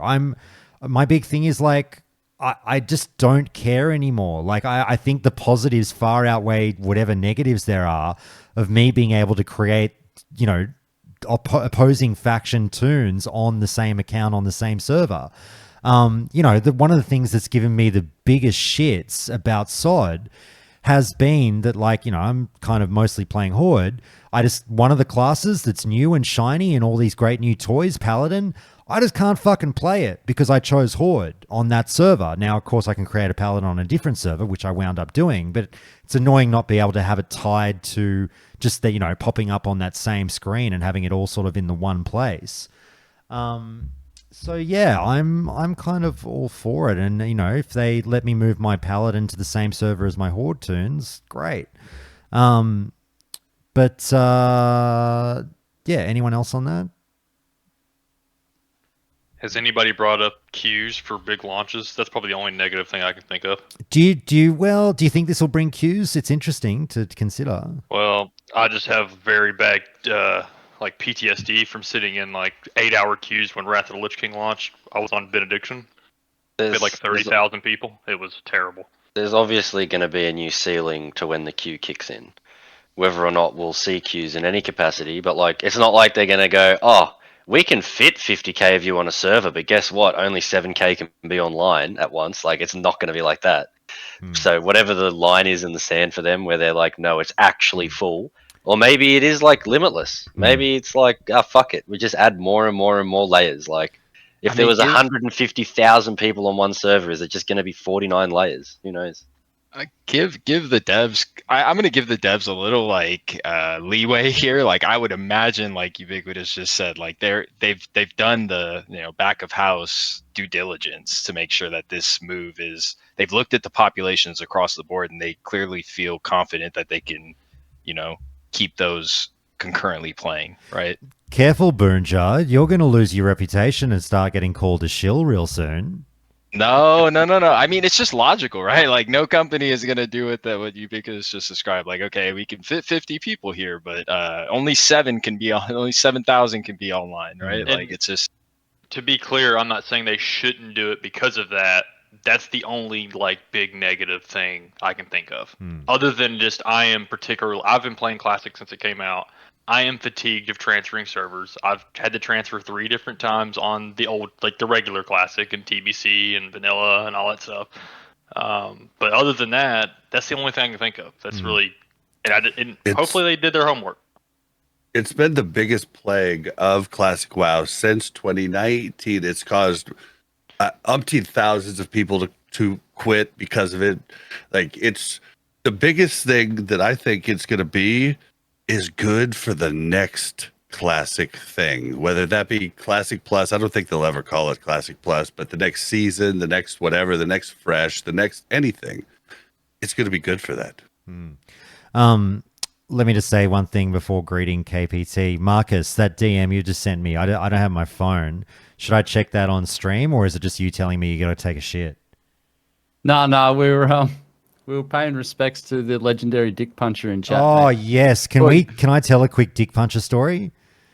So Yeah, while I'm telling all these random stories that people probably fucking hate, I live such a fucking wild and varied life in SOD. I've got so many characters doing so many different things. I just collect fucking tales by the day. But if you guys don't know, I created a character a couple of days ago with Marcus. When Marcus decided to come back to SOD about 10 days ago, we coaxed him back to try Phase 4, and he goes, oh, all right, I'll jump on a US server and I'll start from level 1. So I said I'll level along with you. So I created a fucking another rogue called Dick Puncher, D-I-K Puncher. And we sort of half joked about, I wonder how far that name makes it before it gets reported, ha ha ha. And fucking what happened was about 2 days later, I'm level 16 in the Barrens, and this bloke running alongside me in the Barrens messages me, whispers me, and goes like, funny name. Didn't like, he could have been genuine or he could have been taking the piss. I don't know. He just said funny name. That's all it said. And I wrote back and said, haha, thanks. And he had some mildly not very funny name. And I said, like, you too. And then we went our separate ways. 30 seconds later, I shit you not, I get force logged out of the game and forced to change my name. And I was just like, I'm convinced that guy reported my name and just wanted me to know that he did. And it must have been... 100%. Yeah, 100%. But like, it couldn't have been just him. It must have been like the 5th report, and that was number 5 or something that triggered the now you've got to change your name thing. I don't know. But either way, I roll my eyes and go, oh, fucking fine. Dick Puncher was a bit much for fucking some people on this server. Rightio. And I change it. Didn't change it to anything stupid, just fucking something. No, I went with Joey Jojo Jr. for a Simpsons reference. And fucking... the next day, the thing that gave me the shits, and we said this in the moment, is we see worse names all the time. Like, fucking don't do the fake pearl clutching classic players. We're not doing the move where dick is a word that makes you go like, oh my goodness, how could you? You know what I mean? The next fucking day, I log on. I played retail for about 36 hours recently. I'm not really getting into it, but I just figured, look, I've just got to be fair with this thing and give it a go, like I do around every expansion. But, I'm not really playing it now. But I'm playing retail, and I'm walking around Stormwind, and this guy walks by me, level 70, like you presume he's got the gear, he's been playing the game for some time, and he's got like just a straight up, I won't repeat it, but a straight up, very, very, very thinly veiled sexual slur as his name. It was fucking offensive. It was bullshit. I was like not happy to see that word in front of me. And I'm like sitting there going, this is so fucked and so typical fucking World of Warcraft player bullshit where Dick Puncher, such a fucking juvenile, inoffensive, whatever name, gets taken down by some fuckwit immediately. And then the slurs get to walk around untouched. I wouldn't say I lost my mind, but I was very unhappy. It's not just. It's not fair, and Dick Puncher should still be with us today. Dear, well, like we said, he's punching dicks in heaven now, isn't he? Yeah, he is, mate. Fucking anyway. Is he punching the balls too? Because like that. I don't think man. I don't think Dick Puncher discriminates. I think he'll take on the whole package. I don't know, man. I think he's that agile and adept at punching dicks. He just goes straight for the helmet. Yeah, That's all he does. and I can't use the name Countdown. Exactly. They're just against me. Everyone's against me. Just let me name my fucking characters when I want to name them. I've never done what you would call a bad name. I'm not that guy. But anyway. Guys, let's move on. Let's talk about the important shit. Where are we now? Sadly, I think we've lost the Europeans. Might have been a bit past their bedtime. It's getting late for them. KPT, my friend, how are you? Good. How yourself? Good, man. Good. Now, have you been listening to all this? You were sitting there in Twitch. What were your thoughts on everything that we've said? It's like about the megastar. I mean, it'll be interesting. I mean, as for like the name change, like personally, like I could give two shits, but I know at least one person in my guild has outright came out and said, like, if I can't get my name, then I'm not transferring. Like, full stop. Which, like, I found was ridiculous. I mean, given I'm not going to ruin it, but they like named their character after a Was their name Dick well-known Puncher? character. Yeah, it's correct. Yeah. Okay. But no, yeah, I mean, it'll be interesting. Yeah, like Wait, was their name just a character's name? Like, you don't have to say it, but is it like Thrall or something? It's the name of a fictional character in a popular TV show that was converted over from a book starring Henry Cavill. Oh, okay. Say no more. All right. So yeah, like it's not super obscure. If but, I don't mean, get this name, I'm effectively quitting. Right. Yeah, like whatever you do, you. But I mean, on the other hand, like we also have like our main tank in our guild, who just says like I'm rolling PvP, which I don't know if it was talked about, but like a lot of people are just assuming if you play on a PvP server, you're going to be able to change to a PvE server. Like I know Blizzard has done that in some niche cases, like on Living Flame, you could transfer over to I believe it was like Wild Strike or Wild Growth, PvE to PvP or PvP to PvE. But like people are just assuming that you're going to be able to go PvP to PvE, which again. I don't think you are going to be able to because they specifically brought up the 50-50 thing. And if they were to allow that, it would like that's a big talking point you're probably going to get to. But one server means do we not be able to pick Horde? Are we not able to pick Alliance? I think they'd be smart to kind of put the foot down and be like, guys, you're only able to go to a PvP server. You've picked PvP for this seasonal server. You've got to stick with PvP, and we're doing the faction balance thing again. So like, well, actually, this is the hard part is like, what do you do when like, if your guild goes, but they've got the forced faction balance still on and they go, sorry, this server's full of Horde. You have to be Alliance. Like, how does this work? It's going to be horrible. I would assume they would have to make that threshold like a 4-to-1 ratio, like on server launch. Like you can't cap it and just lock guilds. It's rather I don't have an opinion here because it's a rock and a hard place. I don't see a good answer. It's scary as hell for me. I mean, are there any PvP servers that are not balanced? No, they're all pretty balanced. So like that's the thing is anything you do on paper. Yeah, anything you could do could only fuck with that pretty good balance. I mean, it's not gonna. Again, we live in a world of layers, right? So on any given day, your layer could be unbalanced. I think it goes back to my point when this originally came out, like when this blue post originally came out, I was concerned not because of the idea of it, more so for the potential implementation of it, right? Like if they begin to meter access to these servers based on, numbers that they're seeing transferring, that could be problematic, right? Blizzard, and this is going to be my anti-shill speech here we go. right He's now, got to get Josh, his by the way. cred back. Blizzard has not been very good at implementation during SOD, right? You could think to incursions as an example, right? No, That's just one example. that's weak. There's plenty That's others. weak. You've still got your tongue up there, asshole. No. They haven't been good. So I was very concerned on that note, right? And I still am. I mean, like, how's it going to look? I think they pigeonholed themselves in the way that the blue post went out. Again, not a good look from them, right? Put out some vague post about, okay, where Wowhead's going to co-opt it and effectively paint the picture of new servers being spun out when that's not necessarily been communicated. I think that they could have been a little bit more vague than they even were. If they're going to go the direction of vagueness, they should have just said, we're looking at doing something like this, right? Instead of saying, we're going to do this. And then maybe kept the option open for sharding, right? Which is what they do in Classic Era, which solves your name issue, right? You can have Joe from Lone Wolf. You can have Joe from Crusader Strike. It's just, People would riot if there was sharding on classic servers. I I mean, don't they think so. shard on Era. It's exactly what they're doing right now on Arrow. So I don't think people playing all those Era Andes like Spahana are playing it right now happy.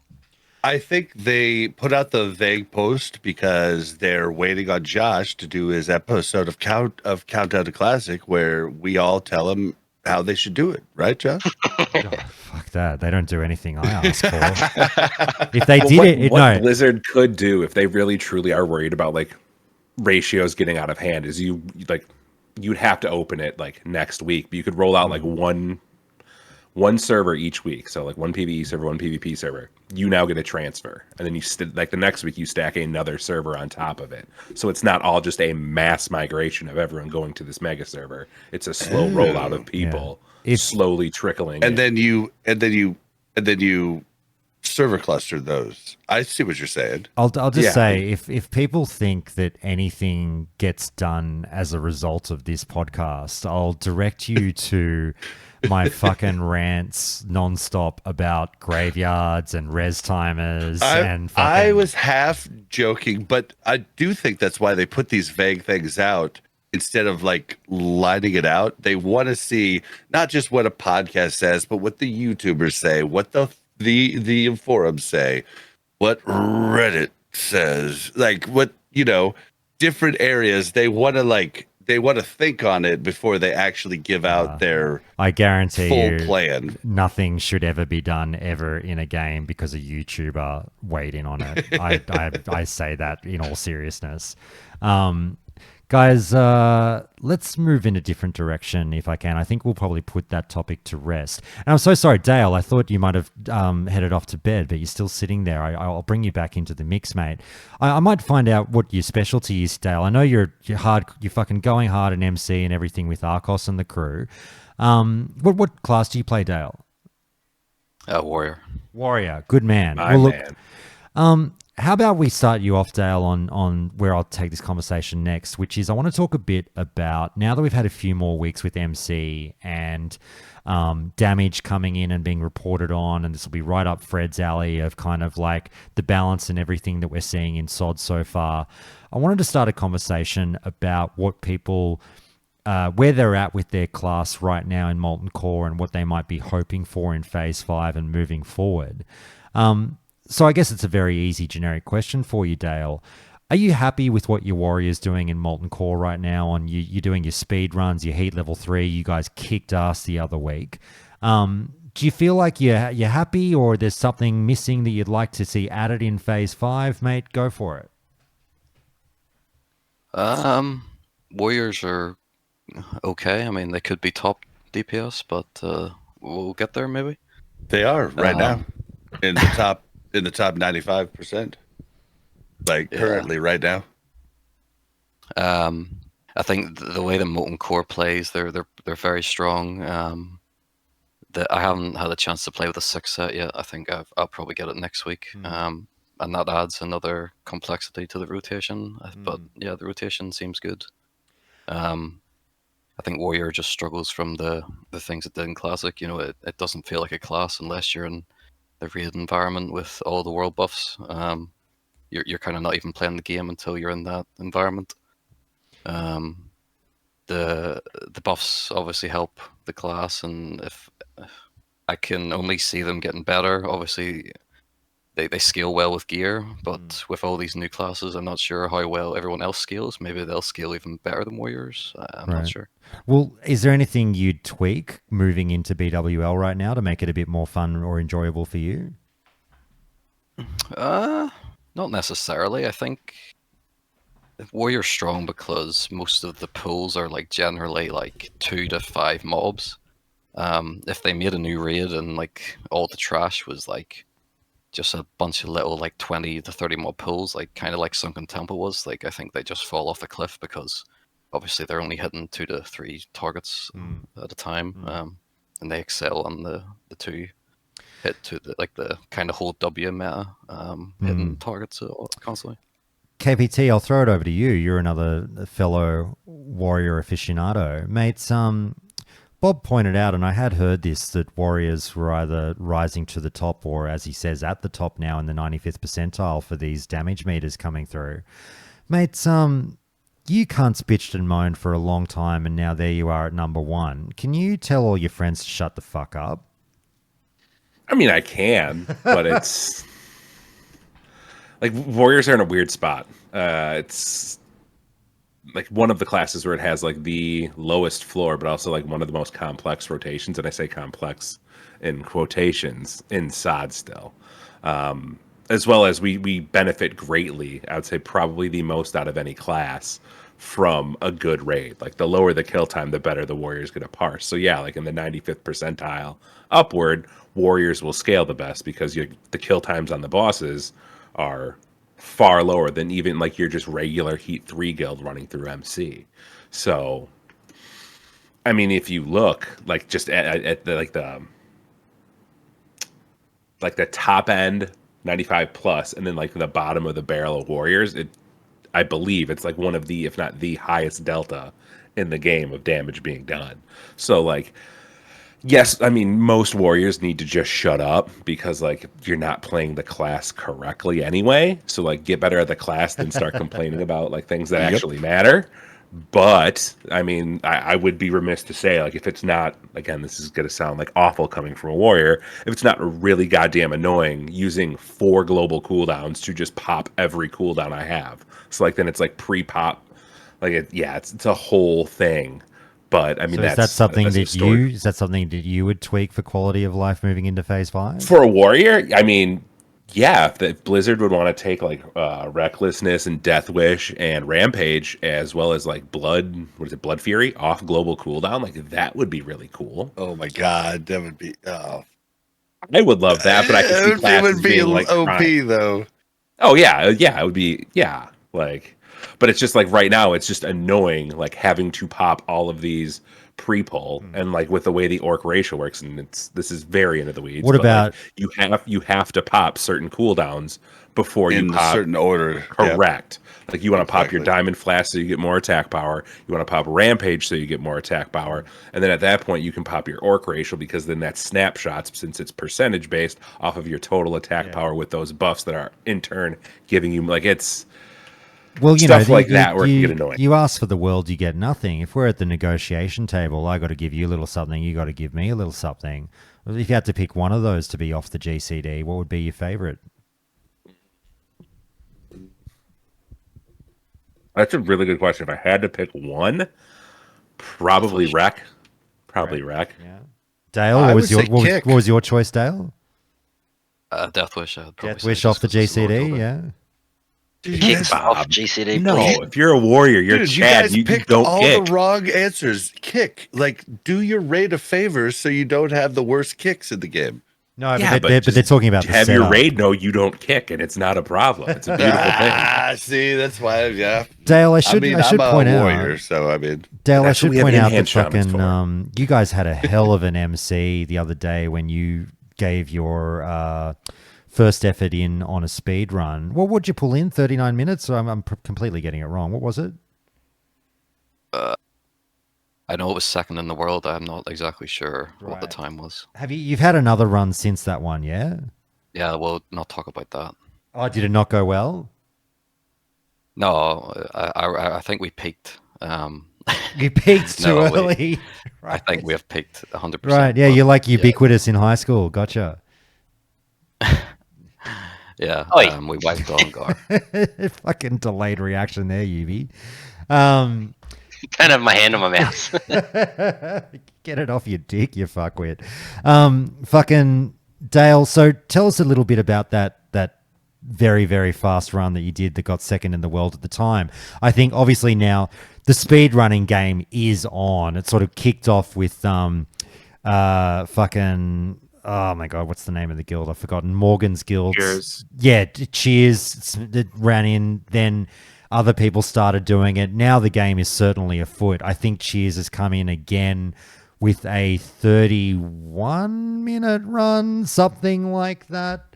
But yeah, it's fun now to seeing a few guilds really start to push each other in the speedrunning department. Dale, you guys are going to keep on going, I presume. But tell me about that first run that you guys did so well in.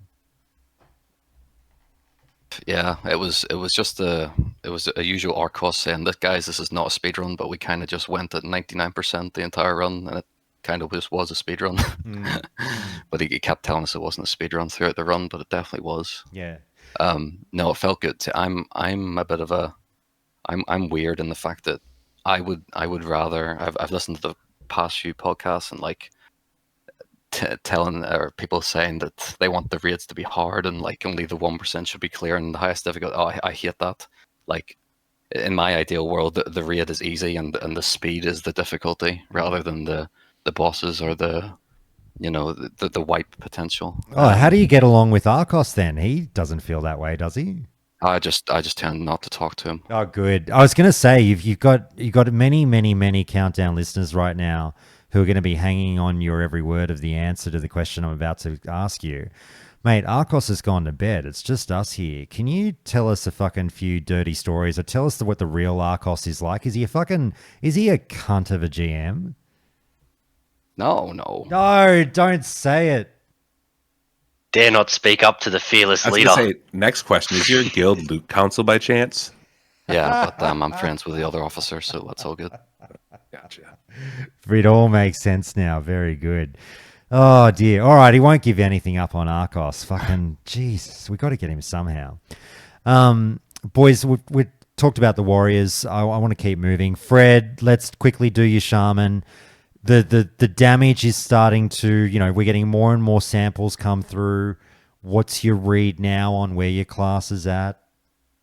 Yeah, pretty good. Pretty good. I mean, if I look at the meters right now, I'm looking at 1 week, 95 parse, heat level 3. So that's kind of crazy to look at. Maybe 75 parse would be better. Usually at 95s, but if you're looking at 95 on heat level 3, you're looking at all of maybe 50 shaman parses. It's really close. So warlocks are at 2.2k. Shamans, are maybe 9 spots under him, eyeballing it, but that's at 1.9k. So, what's the difference there? 300 DPS, it's like a 15, 10, 20% difference, really not so bad. So, yeah, things are looking good. I think the balance of the game's great. Anything you and tweak they for phase 5? Should keep at it. Anything I tweak for phase 5? No, I mean, I'm really liking the way it's playing. The rotation is really fun. The priority system is really fun. Doing cheeky ruin swaps, for AoE fights. It's all great. I like it a lot. I will say, I cannot believe you're having shamans do kicks on the 2 fights where they need kicks. You have to use flame shock, not earth shock there. Whereas a pummel on a warrior is just a GCD. That's it. It's not GCD and rage, baby. Yeah, but flame shock is your primary damage source on an enhancement shaman. It's totally trolling to have them do kicks on those fights. That's what I'm saying. Warriors made the wrong choice. Take kick off GCD. Fucking Marcus, how's fucking Arcos? Like, he's not even sitting in the audience and he just appears in the chat as I invoke his name. What a fucking creep. Yeah, man, he's like fucking. He's got eyes and ears Yeah, everywhere. apparently so. He's got to keep his fucking guild servants on a short leash. Make sure they don't speak bad of him. Oh yeah. All right, let's go, Yubi. I mean, fuck. Can you even say Rogue? How you feeling? You happy? I haven't done. I mean, I'm happy with it in general. I haven't been doing the raids, but I can't help myself and am a sucker for stats. Yeah. It does. They're in a good spot on the logs and stuff. And yeah, speaking of Warriors not kicking, I think they're still just adjusting to not being the big dog. Like now they But still have the apparently energy they as if are the they're big carry. dog. Apparently they're number Uh, one. they're Only not. at the highest. Only at the highest level. Yeah, when you yeah, okay, if you're Orlando, they're the best. If you're everyone else, fucking get your pummel out. It probably hasn't left their spell book the entire time Classic's been out, but their time is coming. Why make a rogue kick when you can just make a warrior kick instead? Because the rogue's doing more damage across the board. Everybody should kick. That's my whole point. I agree. I'm just poking fun. I'm gonna kick fucking Browntown all sod long as they're not the top dog. How's it feel being a fucking casual and joining us on team fucking normal, Yubi? It's okay. I miss being a tryhard, but I mean the Kata fixed that for me. Yeah. I'm not sure who was talking, but someone was saying that the classic raids should be easy and we make it hard for ourselves. After going and doing full heroic clear on Kata, I cannot agree more. That game is not for classic. How Same. those fights are designed and stuff, it is literally the polar opposite. Like you're not having a beer and raiding, you're having fucking Adderall and raiding to not step in mechanics and shit. Which in a different community, it's fun, it's very engaging, but it is so far. Like I literally went straight from doing Kata heroic raids into doing a classic Oni, and I was like, wow, you can do this with your eyes closed, but that's not a bad thing. Let me just grab you on that tangent really quick before I go through a few more classes. I mentioned to you guys that I picked up retail for the first time in like a year and a half just 2 days ago. And I thought, look, I'll play this pre-patch and just see what's going on for War Within. And I mucked around with a Warlock, a Resto Druid, and I played Monk for the first time in my fucking life. And at a certain point, like a caller of the show, John Sweetheart, was helping me with a few things. Thank you so much, John. You were really helpful with getting my head in the game. But at a certain point, I started hitting dungeons as I leveled up, just going like, I'm stressed. Like I am high APM. I'm healing, and it wasn't just when I was on a Resto Druid, it was on, other healers as well, or whatever. Like I'm just like, I'm fucking in a heightened state of stress playing this game because it's like go. And I talked to you guys about my distaste for the speed of retail. It feels like an incredibly quick game. Classic feels too slow. I would agree with that, but retail feels too fast. But like, it's more that I sat there and questioned myself as to like, why am I playing a game to be stressed? And I know that this is why a lot of people like easy raids in Classic, but I don't necessarily need to be talking about, stupid molten core ease with like 1.12. Like you can push me a little bit harder than that. That's fine. And I wouldn't call that stressful. But just a simple leveling dungeon as you get to the 40s and 50s in retail, like I can't afford to make a mistake or people die. Like, why? If I miss one GCD, I feel like people die. And fucking, it's like, to run you through what's going through my head, it's literally like when I'm on the Monk, it's literally like fucking, blackout kick, tiger palm, spinning crane kick. Oh, fucking miss, renewing miss. Oh, fucking now enveloping miss. Oh, shit, now he needs a fucking another tiger palm, another spinning crane kick over here. Oh, miss. And it's just like, go. Like, there is not 1 second where you go like, oh, what's going on over there? Oh, he's pulled that pack. Oh, I guess I should probably throw him a heal. I'll throw a fucking flame shock on that mob. Yeah, no worries. I'll lightning bolt here. Oh, yeah, I guess you can have a fucking riptide. There you go. Bob's your uncle. Like, there's just... I don't play games to stress the fuck out. I'm saying the same thing over and over, but you guys know what I mean. And just like, that's when I just stopped playing retail yesterday. It was just like, the question was just hanging out there like, you know, someone's nuts hanging out of their fucking pants. Just why?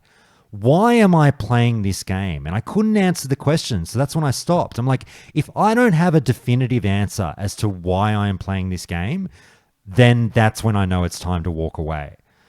And I went straight back to Classic and I just got comfy with SOD and went, oh, all is right with the world again because I'm having fun and it's the right pace and the right vibe. And I don't know, is any of this sort of singing out to you guys? Okay, so I came back to Classic, and one of the biggest, when I came back in 2019, one of the biggest changes for me, as opposed to being in a high-end guild back in 2005, right, was the fact that like everything was go go go go go go go go go go go go, buffs ticking. It was so bizarre for me because coming from Prague in 2005, we would talk for 15, 20 minutes after each wipe, right? And it was so bizarre, but I've gotten used to it that everybody wants to go fast, but I will say, like, the change that they made to the chrono boons, where they're 5-minute cooldown, has made me leading raids in P4 so much more relaxing because I can actually ask people if they have questions, yada yada, and people are like, Bob, buffs ticking, because we reboot buffs every boss, right? So the speedrunners don't do that, right? They keep it up for trash, but like we reboot, and it's been so much nicer. And like it's not exactly to like what you were talking about, but it does slow the raid down a little bit and makes it a little more fun. I mean, and just for example, I just want to sort of make this clear as well, because a lot of haters would hear what I said and be like, oh, you know, it's clearly just because you can't do it. It's too hard for you. You fucking, you know, classic Andy shit at the game, blah, blah, blah. No, and you I'm like, can do it. yeah. You just don't want to. You want to have fun. That's what I'm getting at. This is not like people weren't dying. I was healing the dungeon. Like it's a fucking normal dungeon. I was, you know, it's very handily healing it and stuff. It was more how I felt while I was doing it. And I didn't like that kind of like butterflies in the stomach feeling of like, I can't relax or do anything here. I have to really be paying attention and be pressing 1,000 buttons per minute. And I was just like, it was so. We did one dungeon, and again, I know people love this, and I'm not saying dungeons. Yeah, shut up, Wonder. I'm not saying that dungeons should take 1,000 years to do, but you know, we did one fucking whatever the first dungeon of Wrath is Thingo Keep or whatever. And the tank, he didn't stop. Like he didn't stop once. And I know that's a thing in modern MMOs where you chain pull and everything, and that's fine. I'm a Final Fantasy 14 player. I'm used to a chain pull. Trust me. Final Fantasy 14, generally you do it in segments. So the tank will charge ahead. They'll just run through about 4 packs of mobs and then get to a stop point. And they go, have I rounded up about 20 of them? Yep, okay, we'll stop here. We'll AoE them all down. Then we'll go do the next one. And you do that about, 5 or 6 or 7 times through a Final Fantasy 14 dungeon. That's generally how it's done. It is faster paced, but you do stop and sort of do your thing. I did this dungeon yesterday or 2 days ago in retail where like the tank literally didn't stop for the whole dungeon. And I'm the healer and I sort of wasn't aware that we weren't going to stop at any point. And I'm a few steps back. So he's out of range of me. And yeah, I could sprint and roll as a monk or whatever, but like I am feverishly just trying to catch up to this tank to get one fucking heal on him because the cunt won't stop.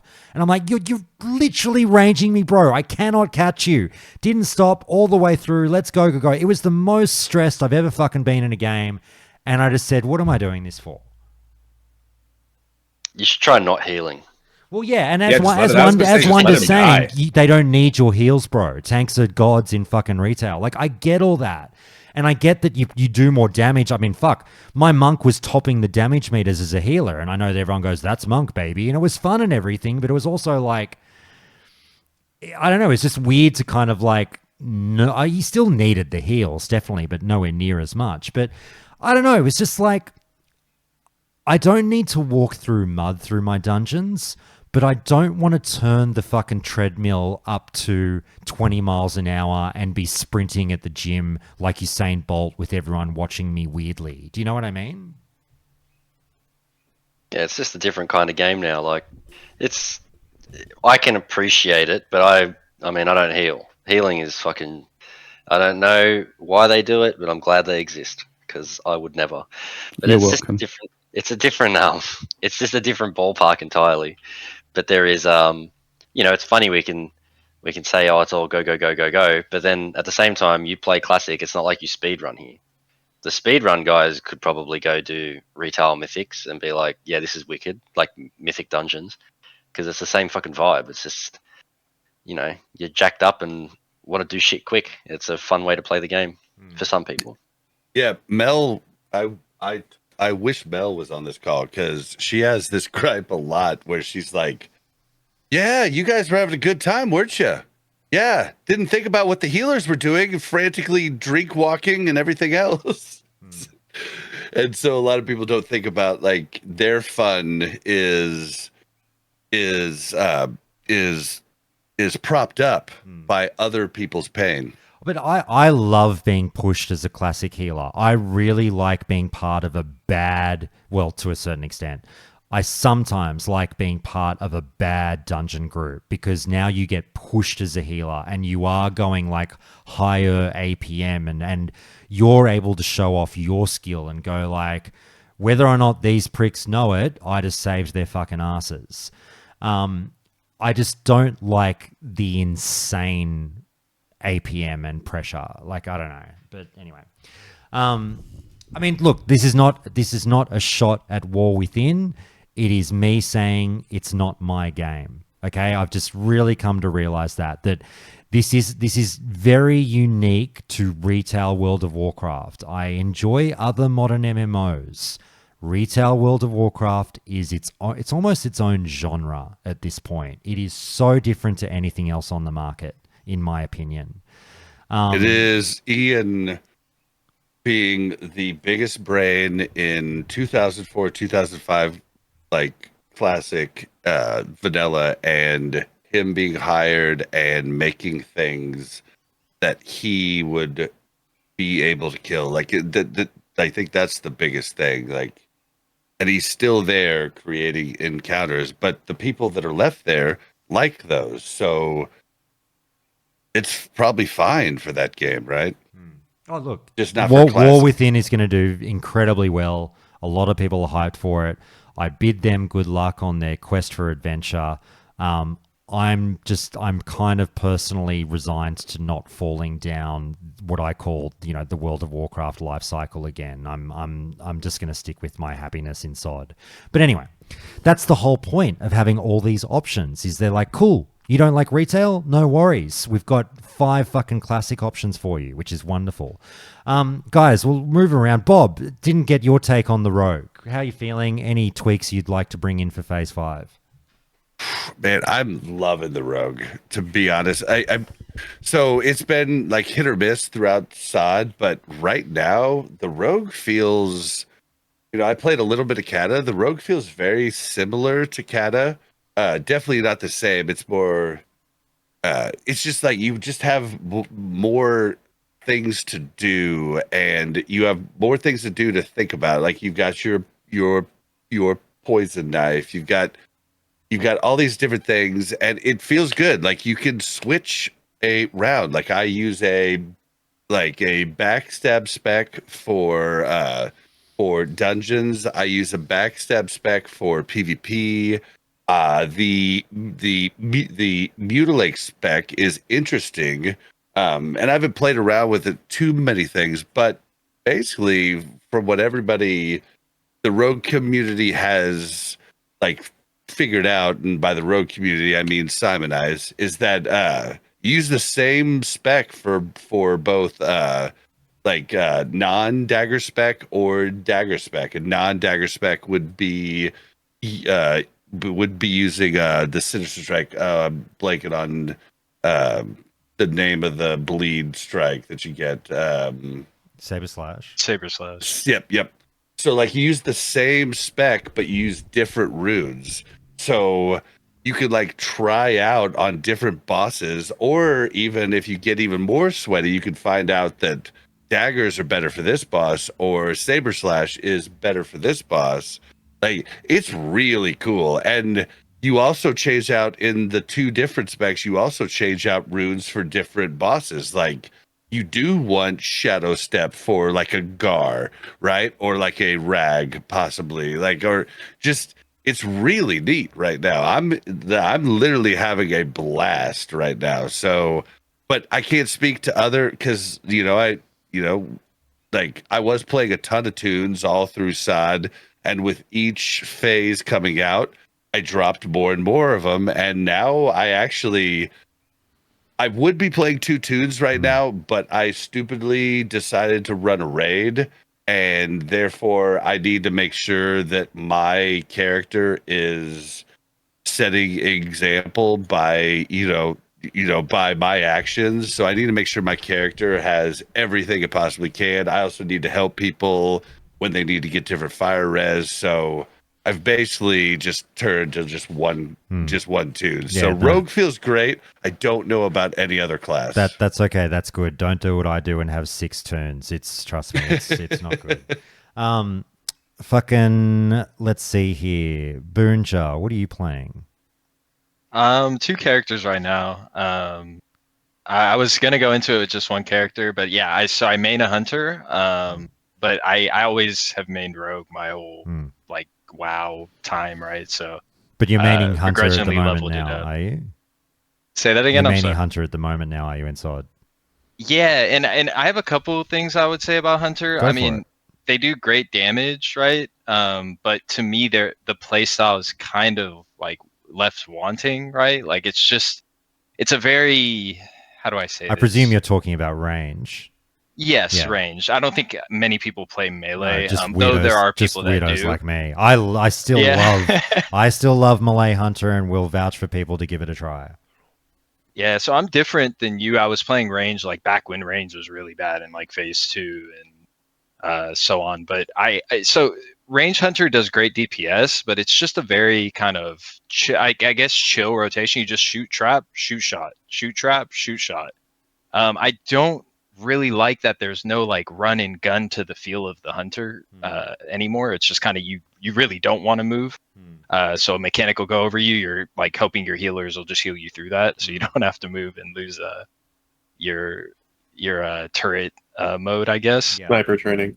Yeah, sniper training. Yeah, it's just so the play style is just to me is like not great, but the result is really good. Obviously, I just got my 6 piece. You're doing like 20% on 3 of your 4 shots, right? Increased damage, which is like very cool. I guess you see like 6K aim shot crits and like 5.9K chimeras. Has the damage output massively skewed the numbers? Like, you guys check the logs more than I do. Is every man and their dog playing hunter? I think it just varies, right? Like, I think if you're playing hunter, right, like I don't think there's very many people that are just like, I'm going to play hunter because it's the best right now. Because there's classes within an earshot from it. So you have options. Like, they are fairly balanced at the top of the rung right now in SOD. Sorry, I'll just drag us down one more tangent. I've got one more sort of, I wouldn't call this one an apology, but one more sort of correction to make on things that Josh has said on the past in the past on the show. I made the crack just then about is every man and his dog playing hunter. I don't know if the players are. It seems a lot of them are, but I can tell you all the bots are. And I just want to say that having lived on US servers the past 6 to 8 weeks of SOD, after obviously the previous time being spent on Oceanic servers, it is insane the difference now in the bot population just on a server move. Like, they are fucking everywhere. It is bonkers. It is just bonkers. Crusader Strike has a problem. Crusader Strike has a real problem. If you go to the Shimmering Flats At 2 o'clock in the morning server time probably doesn't even have to be that time. They are everywhere, and I don't mean a couple. I mean like there will be 15 or like 10 to 15 in the Shimmering Flats alone on your layer. I was just flabbergasted. And it's not just the Shimmering Flats, it's everywhere. And it blows my mind. I keep reporting them, and look, it's great. You get the mail the next morning. It's so quick, the turnaround now. You get the mail straight away going, thank you for your report. We've done something about that. Whether or not they have, we can't prove. We just know we got the mail saying, we know, thank you, great. I would like to believe that, yes, that bot has been banned that I reported. It's crazy how much we get shielded from this on other servers. And like for years on Classic, I've played on Oceanic servers, and because we're a low pop region of the world, there's not as much incentive for bots to be spun up there because there's not as much money to be made, so they just don't really go as often. Yes, we get bots, but not to the same degree. The second you jump on the quote-unquote server of whatever version of the game you're playing, it just goes into nightmare mode. And I got a bit sad. It kind of changed my perspective on a bunch of things. I got angry. I won't go into it. We're not going to get into the whole gold buying conversation and all that shit now. I just got upset. I got angry about the whole state of affairs. And I'm just shocked that more so now that like the confidence that the bots walk around with is absurd to me. Like how they get to the 30s, the 40s, the 50s, and just none of it matters. They don't care if they get banned. They've made their money. It's all good. Like the brazen confidence is fucking out of control. Anyway, I'm ranting. I just wanted to say that. Does anyone? You guys have obviously. I'm presuming, Bob, you've seen the bots, right?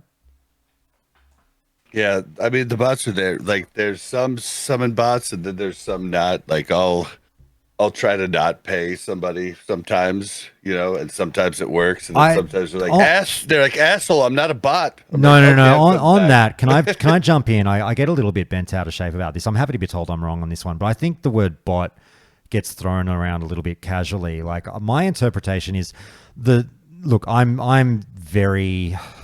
I don't feel wonderful about the way in which the money works with Warlock summons. Like just last week on the show, I was saying, you know what, I don't mind having this large scale Warlock summon network. It is kind of neat being able to get places when you need to get to them and blah, blah, blah. But I've never been on board with the nature of the person behind that account and where the money's going. Now, this doesn't involve every fucking summoning selling warlock. gold. I see what you're saying. I get it. Yeah. There are regular players just to do this to make money.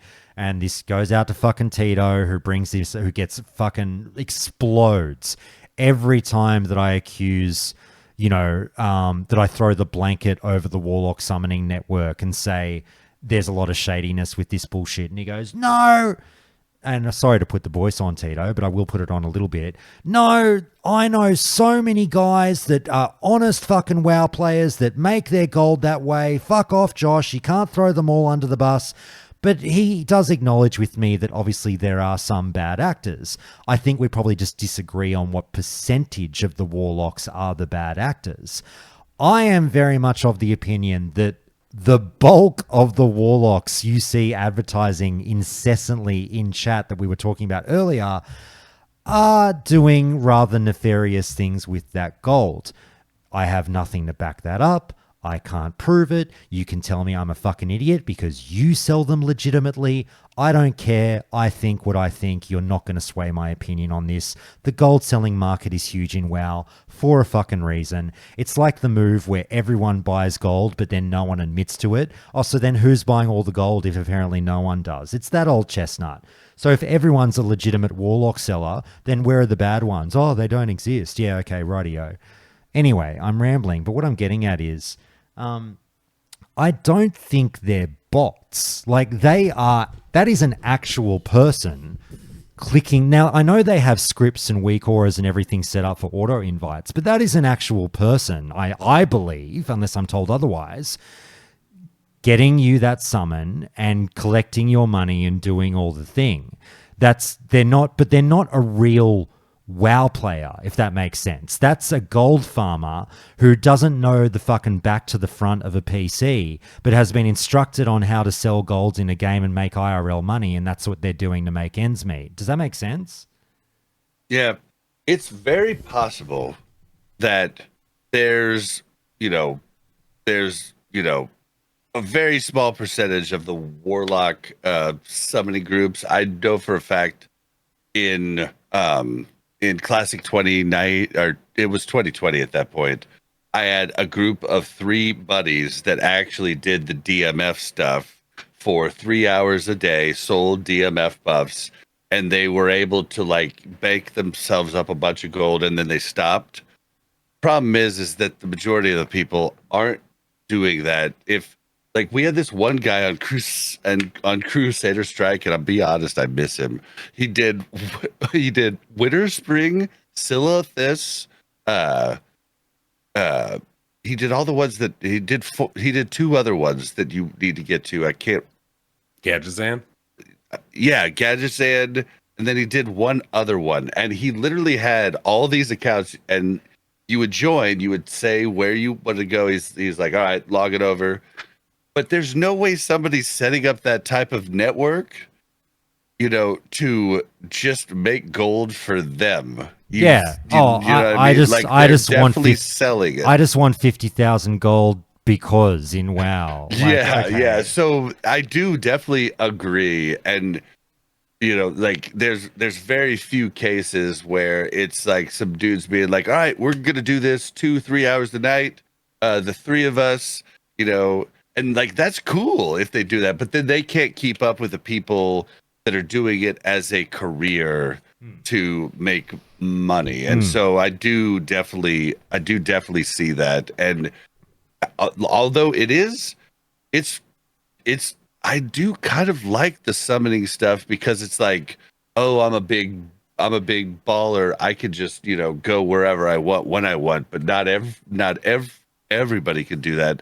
But at the same time, I agree. I don't like what it does to the game. I get that. It's sorry, you go, mate. No, I was just gonna say my take on it is like, if Blizzard doesn't care, right? Which clearly by their actions they don't care. I haven't seen the last time they did a ban wave, right? It's been a while though. Like I can tell you that I haven't seen like a blue post, like where how they used to put those blue posts they stopped doing tapping those. themselves on the back. Whether or not that means they're not banning bots, but they haven't done a blue post of that nature yet. Yeah, like 120 bots banned between this wave. But I just think if they don't care, why should we? And it's like the bots, while they are, diluting the kind of experience for some, I mean, they do provide a service to others, right? Like your consumables are cheaper because of the bots. I know this in like Cataclysm and other versions of the game, like it's kind of, I think I'll just leave it there. Like if Blizzard doesn't give a shit and they're not going to do anything about it, lift a finger to kind of change it, because they are the ones that can ultimately make that impactful change, then like the player base, not the player base to police that, or even like shouldn't even think a second thought about it. I'll move us on. Just wanted to get that rant out of the way. What class have we not discussed yet? Let me think. Maves, what do you play? Prop Alley. Tell us about the Paladins, mate. Are you happy? Yeah, I'm enjoying it. I've played Pally since vanilla, actually. Never got to really play Prot till Wrath. I liked the way it got developed, and I was super excited once they came out with Sod, and I realized that Prot Paladin's actually going to be viable. They're actually fixing the spec. Is there anything that you feel like you still need? Not really. Like with this 6-piece, I just got my 6-piece there last night, and we cleared H3 for the second time, which was nice. Once you get your 6-piece for Prot Paladin, your Holy Shield finally comes online. It's no longer got a charge on it. It's full time, like it is in Wrath. You cast the buff, you got it for 10 seconds with a 10-second cooldown, so you can basically have it up at 100%. One thing I am worried about, though, is, come BWL, when we start getting into Tier 2, what's going to happen with that tier set, because it's quite powerful for the Prot Pally. And now you're married to it. Yeah, like, are they going to continue that on with the next tier, or is it we just be wearing tier 1 for quite a while? That is my exact fear with Warrior. Yeah, Yes. it's definitely it's quite powerful. Having it basically brings the paladin up to avoidance cap 100% of the time during a fight. You can tank multiple mobs, like the ads on Gar, quite confidently, not having to be chunked as often. Yeah. And losing that would be huge. So Wonder's we'll see saying what the same happens. thing about feral druids. He's worried that they might have to wear their two-piece forever. Well, it's interesting. There you go. I won't go too deep on all the classes, guys. Red, what are you playing? I play Prot Paladin as well. Okay, do you share many of those feelings? Yeah. I mean, it's a minor complaint, but it's basically Wrath of the Lich King Paladin. I mean, I played classic TBC and Wrath, and it's borderline a carbon copy of Prot Paladin from Wrath of the Lich King. You have, I mean, if I took a screenshot of my Wrath of the Lich King bars and then took a screenshot of my Siege and Discovery bars, they're like almost identical. But I say that to say that I still will take that over the vanilla Paladin 100 times out of 100. It's the vanilla Prot Paladin is, unless you're doing King spam, is like not even a thing. Alrighty. Well, Marcus, I just kind of want... wanted like something original, something different, Fair enough. But that's my only Fair complaint. enough. We'll just do a light touch on that. Marcus, I won't ask you about priests because I know you haven't played them in Phase 4 and you're only just coming back to the game. But what I can quickly move on a tangent for, we might use this to write out the rest of the podcast just real quick for about 20 minutes, is talk about the state of PvP, which even though you haven't been playing SOD and you sort of retired at the start of Phase 3 and you've just come back to Phase 4 this week. Obviously, people will be like, oh, I don't want to hear fucking this cunt's takes on PvP. I still think that you're well-versed enough with what's going on to have your take on the future of PvP, maybe even in the classic franchise, let alone for the remainder of SOD to be heard. Mate, you've been looking for this soapbox for a while. Now I'm giving it to you. Go nuts. I speaking to like PvP and SOD, like it's been a bit of a miss. I think it's like a missed opportunity. There's been some like interesting things and some really strong PvP abilities have been entered into the game, but there hasn't really been an opportunity to sort of like use them because everybody's dead so quickly. I think that's still a problem that persists now. I think BGs might be a little bit better, but other BGQs are like dead. It's like you can play AV and that's it. No one PvPs in AV. That's a PvE game mode, really, in my opinion. So I think they missed the chance to really experiment so far. Like I'm hopeful that they will get a little wild with it later on. Maybe when rank 14 comes online, that in AQ. So there's a whole nother phase. If they're going to do another phase for Nax, like what are they going to do with PvP then? Maybe they'll give us something better. But like as far as like Classic Plus goes, man, they've really got they've got an opportunity to completely change the shape of what PvP is, make it more accessible so it's a more popular game mode, and just change it for the better. Haven't quite collated all my thoughts around like what would make it better, but like matchmaking certainly something that's got to change even in the casual forms of PvP.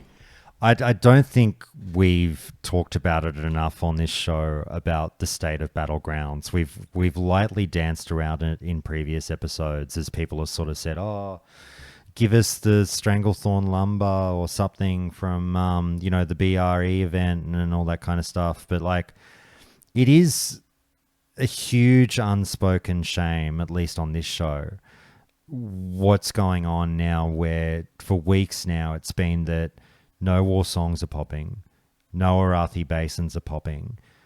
Yeah, there's plenty of AVs, but AV is just a joke or a shell of a battleground, like you just said, Marcus. Even post-nerf, it is just... It's a semi-disgusting experience in AV where you go in and you're like, I don't really know what I'm doing. Yeah, I'm here for PvP and for PvP gear, but I'm just doing a PvE environment. But on top of that, I'm not even really doing the PvE environment. I run to the end, and by the time I run to the end, the battleground's over. I've literally just done a jog, and you've rewarded me 2,500 honor for it. It's a very, very odd experience when you then spam that jog over and over and over for hours on end to get to rank 10. It's strange. It's very strange. And it's very frustrating if you do want to PvP, if you want to, you know, actually PvP and be one of those people that enjoys PvP and not those people that fucking AFK in battlegrounds just to get the rewards and have no fucking interest in PvP. For the actual PvP lovers to not have Arathes and war songs going, it's very strange. And I fucking hate it. I hate it. It's horrible. It's horrible. I have messaged every dev that I know.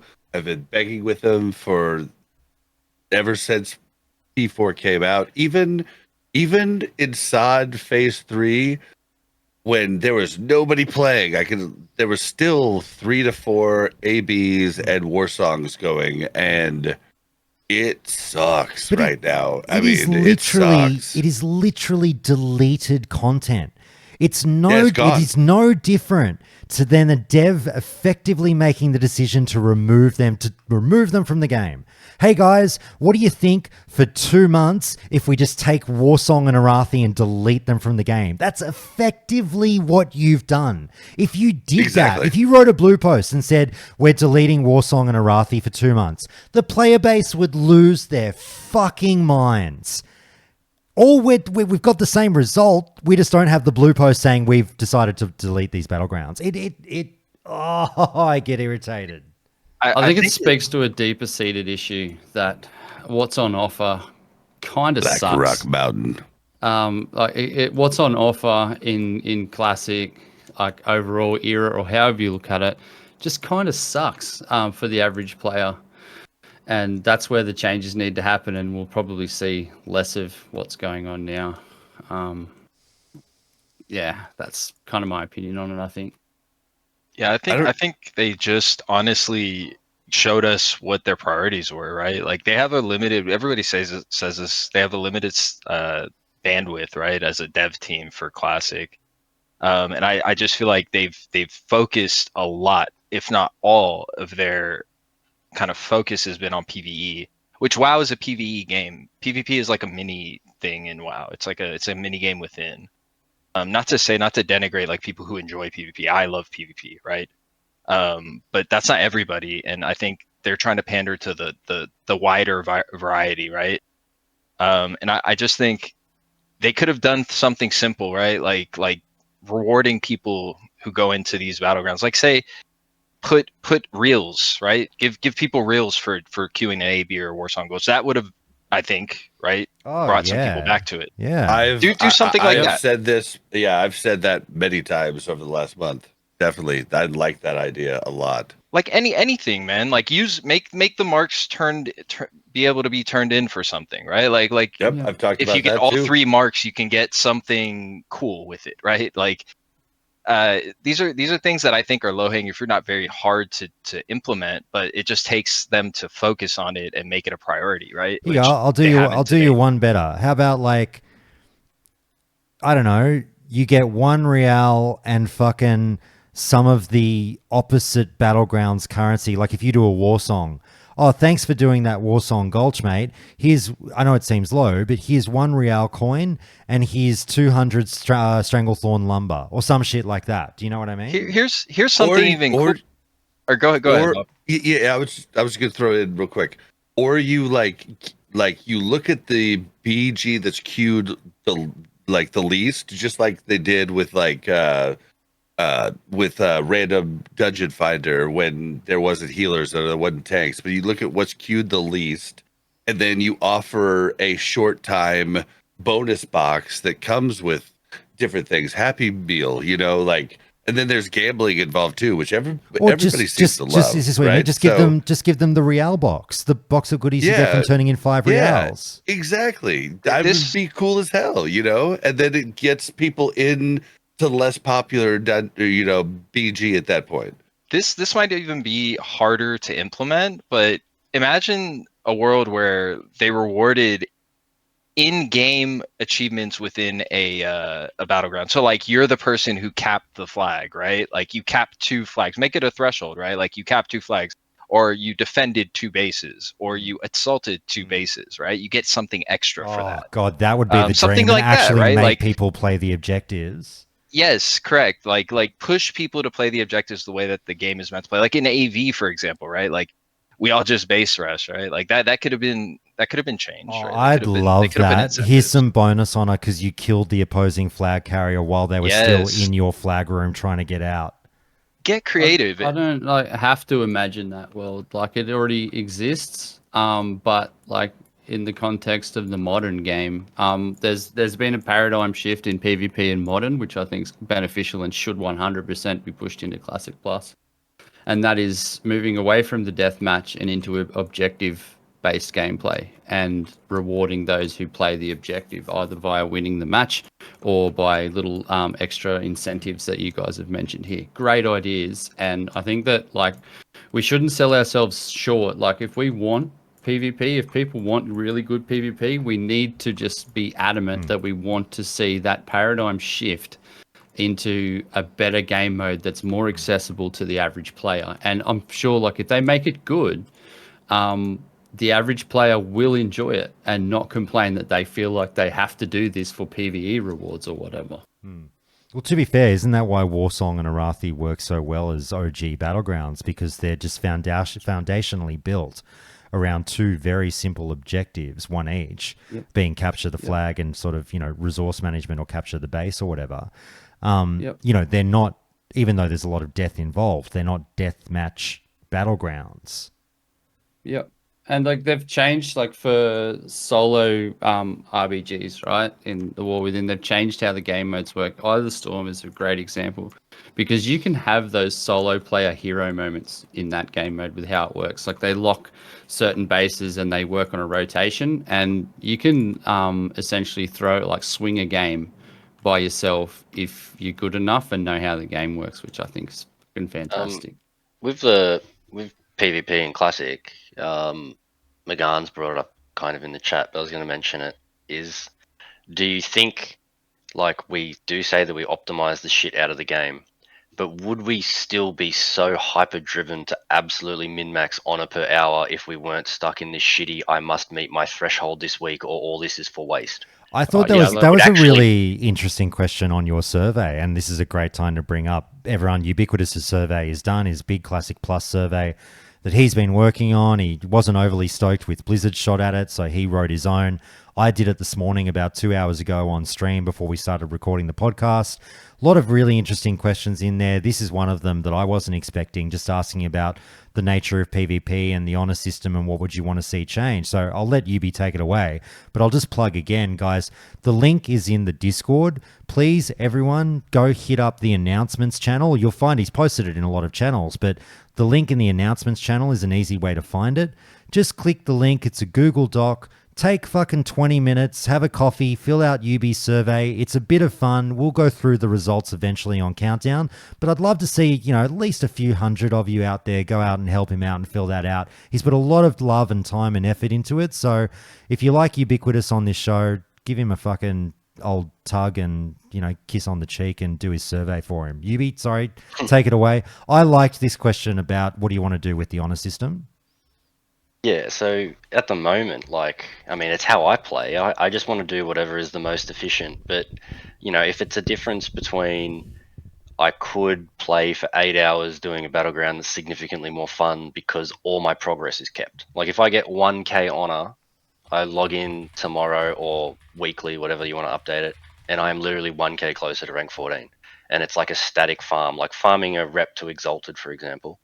If that was in the game, I would like to think that not everyone would still just hyper fixate on no, just spam AVs because it's 1k more. It's 65k honor per hour, just numbers from my ass. Or you could play Warsong Gulch and earn 60k an hour. Would players maybe opt for Warsong Gulch because they prefer it over the AV spam? I'd like to be optimistic and think so, because meeting that threshold, it feels so dread. It's happened heaps of times in SOD where even early when we were just getting rank 1 or 2 and you'd PvP in Ashenvale and you go, oh, fuck, I earned 2,700 honor last week. I only needed 3,500, but it's all for waste. I need to go get 3,500 again this week. I think it changes how we play the game. And maybe it would be a buff to Battlegrounds if it wasn't built on that system, yet alone just getting better Battlegrounds altogether. Yeah, I like that question as well. But I'm of the very firm opinion, and I'll 100% die on this hill, that the OG honor system in any form, the form we've got now, or the old way, or any other conceived form, just needs to go in the bin. That decision was made at the end of like Classic the first time round, when it went in the bin and was replaced by Arena. That wasn't ideal, but it was certainly better than what they had because it rewards time played and efficiency over skill and enjoyment. It's got to go, man. It's a crap system. Bin it. Well, and I mean we had the changed system that they did. So you don't have the like you don't. Well, it's a refinement. It's a refinement of the old system. Yeah, It's great, though, right? It still sucks. And like a lot of people like don't even know. Like I've talked to so many people. My friend Kildine, he got 75k honor and didn't realize he needed 3k more honor to actually not have wasted all that honor the week before, which is bullshit. And it just went back. Yeah, like if we're gonna do this honor thing, like we have a whole bar. Why can it only go to rank 8 70% or to rank 8 30%? Like why can't it just work up? I'll nail this down with one of Josh's favorite points, and that is the fact that you need a third-party add-on to really use this. Yeah, I'm literally looking at Ranker. Add-on. It's a bad system. Sorry. It's just weird. It's just like we have a bar. Why don't we let the bar grow? And everybody likes to watch a bar grow. They don't want to watch a bar jump. They want to watch the bar grow week by week. Why don't we let the bar grow? Yeah, I mean, like I'm a real hardliner on this one, Bob, and I can see like your point here, but like that the system just delete it and take the opportunity in Classic Plus to create something that people see and go, oh, I want to participate in this activity because this kind of looks fun and the rewards are neat for this activity. Not I've got to do this because that's the only way I'm going to get a 99 on Warcraft logs in some dungeon that shouldn't matter with the activity, right? It's irrelevant to the activity. They tell us that PvP players are like, you know, what we do shouldn't affect the PvE game, but in Classic it 100% does, and it shouldn't, man. Like, it shouldn't. You know what I'd love to see? Josh said, we'll go over the results in the future once there's more, but I mean it's really early days. You guys will be surprised how fucking split the PvP system question is. It's almost 20%, like 5 parties of 20% in regards to what they would want. So it is obviously a contentious topic, but I mean a lot of these systems lean more away from Classic. Like, you know, there's the option, well, mind you, sorry, I'll take that back. Literally maybe 5% of people are voting for leave it as exactly as it is. It's nice. Decay with thresholds is fun. That's not a very popular choice as of yet. Maybe it'll change. But surprisingly, a good portion of people are interested in the full-on rework like John's alluding to, like from Wrath, where there isn't a bar. You just earn points, you buy shit, and then you know, you earn more points to buy even better stuff. Like maybe they could go down that avenue of upgrading it, like 5k to get a PvP chest, and then it's 10k to get it to the epic version and stuff like that. I don't know. I'm an open book on the PvP. I definitely just know that the version we got isn't suitable anymore. So I'd kind of like to see the version we have right now, but not having to hit thresholds and just be able to, like, I've got free time this Saturday. I'm going to go ahead and do some PvP and I'm going to get some progress. I kind of like that, but I definitely like the TBC Wrath currency model, but I'd kind of like to see it's kind of neat to hit like the next rank and have a whole bunch of stuff you get, right? Instead of having to pick and choose what you want. I Yeah, kind of like that too, but like I don't like the threshold thing because it really screws a lot of people. I think the ranks are like the idea of earning ranks is very cool specifically to PvP. Like literally going like scout, fucking sergeant, blood guard, etc. That is thematically really cool. So I would probably still like to see some kind of ranking grind, but I would like it to be more friendly. Like at the moment, even inside with no decay, cool. But you still got to like pick your week. You got to like log on Tuesday and go, I'm PvPing this week to fucking get ranked. And that's all I'm doing because I'm gonna have to get this. Yeah, I don't like it. Marcus, let me know what you think of my ridiculous answer to what I'd like to see that I haven't thought through enough at all. Fred loves it when I do this. Fucking, how about just something as simple as in like a kill is one honor point. You know what I mean? You either it's at one honor point or a skull or whatever. Just call it one honor point for every kill you get. You win the battleground. It's worth 20 honor points. Like not a huge bonus for winning a battleground. In world PvP, you go something. This is the cheat. This is the hard part where you go like, if anyone but you tags an opposing person and they die, nobody gets a reward. But if it's just you hitting them and you don't receive any healing from an outside party, you get an honor point.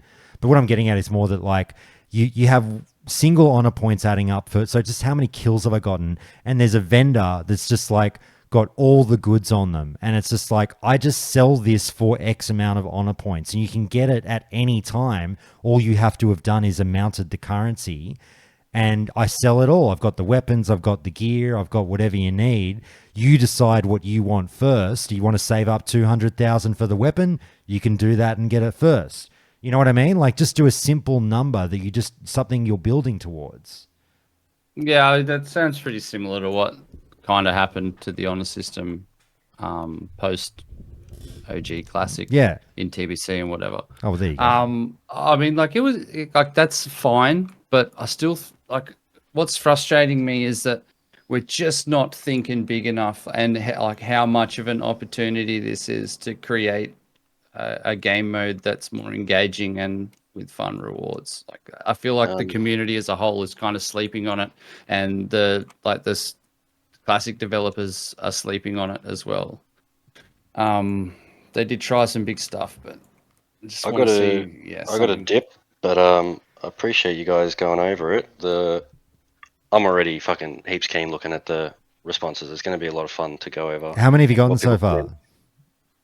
57. All right, it's a start. We'll get more. I want a few hundred more. I'm being more of a pushing gremlin than you realize. I'm emailing content creators from their actual contact info and everything. So hopefully lots of people will see it in the next week or so. I'd call it a success if we get to 400 or 500. Yeah, that's what I was thinking. No, that's what I was thinking. Because even at 50, you can tell it's still just heaps biased to our community here, which is like sod heavy. But that's why I want to get up to 500 hopefully. Just the last point on the PvP thing. It's one of those murky things. Someone's opinions on this could completely change if you decide to bring in arenas. And then how do you bring them in? Are they just for honor? Is there arena rating? Because then immediately everyone goes, I don't give a fuck about your PvP system anymore. Arena rating is where the top dogs go, if that's how it's implemented. So it's kind of like, it's like how some of the questions are laced. Do you want more classes? Yes, but only if we get new races. So they're loaded together. And I think the PvP system works in the same way. Some people just want what we've got with new battlegrounds. Other people, if arena gets brought in, it makes the battlegrounds less important to them, so they don't care. So yeah, it's interesting to see what would be best. Anyways, I would prefer like rated battlegrounds coming into Classic more than arena. I think arena took WoW in a wrong direction when it should have been more about group battle. That's why arena was so like class dependent, whereas BGs you can make a lot of different comps. Yeah, they're like the moving arena away option. from the deathmatch. Yeah, I still like the arena option, and it's not like people still run BGs a lot in TBC and Wrath, even with arena right there. But I mean, I know what you're saying; it's true. Guys, I might actually start to wind it up there. I won't keep us all night, but I just want to thank everyone for sort of doing this. Unless if there's something we've left on the table that absolutely must be said this week, please do say it now or forever hold your silence. Anyone? No. All right. Guys, thanks so much. KBT, mate, always a pleasure. Thanks for jumping on, mate. I know I sort of bullied you into it. No, you're good anytime, Josh. Thanks, mate. Boonja, thank you so much, mate. I think you won your honor back and you're no longer being dubbed a shill. Thanks for having me, man. My pleasure. Rhett, mate, thanks for stopping by. Thanks for having me. Pleasure. Maves, mate, first timer, thanks for jumping in. Thanks for having me. Appreciate it. Pleasure, mate. Dale, mate, thank you so much for calling in all the way from Ireland. Yeah, no worries. Thank you. Northern Ireland, actually, if you want to be political. Oh, there you go. No, absolutely. Please. Thank you for the correction. Absolutely. Bob, mate, thank you so much. Fucking Warcraft Reloaded, trucking on as always. Hey, man. Yeah, I just want to shout out Countdown to Classic, keeping it real. It's the best podcast out there. Oh, please. No, you don't have to say that. Please. I don't have to, but I am. Oh, I appreciate it. Fucking... Then I'm just left. Is Yubi? Are you still there? What's he doing? Fuck off, dickhead. Get out of here. Go live your life. Yeah, I'm in big trouble. Household rep is diminishing Oh, what do rapidly. she must hate. She must hate my fucking guts. It's because I say the same thing you say. Oh, we'll do this pretty quick, and then I'm in here for 3.5 hours. Oh, you're the worst. All right. Well, fucking go do your thing. All right. Yeah, have a good one, guys. Oh, you can't leave the room. You're in that much trouble. You're hiding. Marcus, mate, it's been so lovely having you return to the game. And not that you have to be playing the game for us to be friends, but it has been great seeing you reinvigorated for SOD. We've even got Hunk back. Fucking Voodoo's back, mate. It's all happening. Yeah, man. I'm glad to be back. It feels pretty good, and like I'm gonna be just beating that PvP drum like very loudly. Yeah. As often as I can. You know what we're going to have to start doing, mate? We're going to have to start PvP, bro. broadcasting a bit of our PvP shenanigans. Yeah, I gotta get my like re-earn the clout, man, as like the best priest around. So then people, when they hear me beating the drum, they go, "This guy knows what he's talking about." You made me break one of my cardinal rules the other day that I want on the record that I was not happy about. When you made me 2v1 someone, and I was like, "Oh, you cunt." But they had it coming. Oh, you awful man. All right, guys, I'll end the recording there. And what I'll do is stream. I'm going to send you over to Bob. You're not streaming, are you? Nope. I'm going to send you over to Jerome. So bear with me 1 second, stream.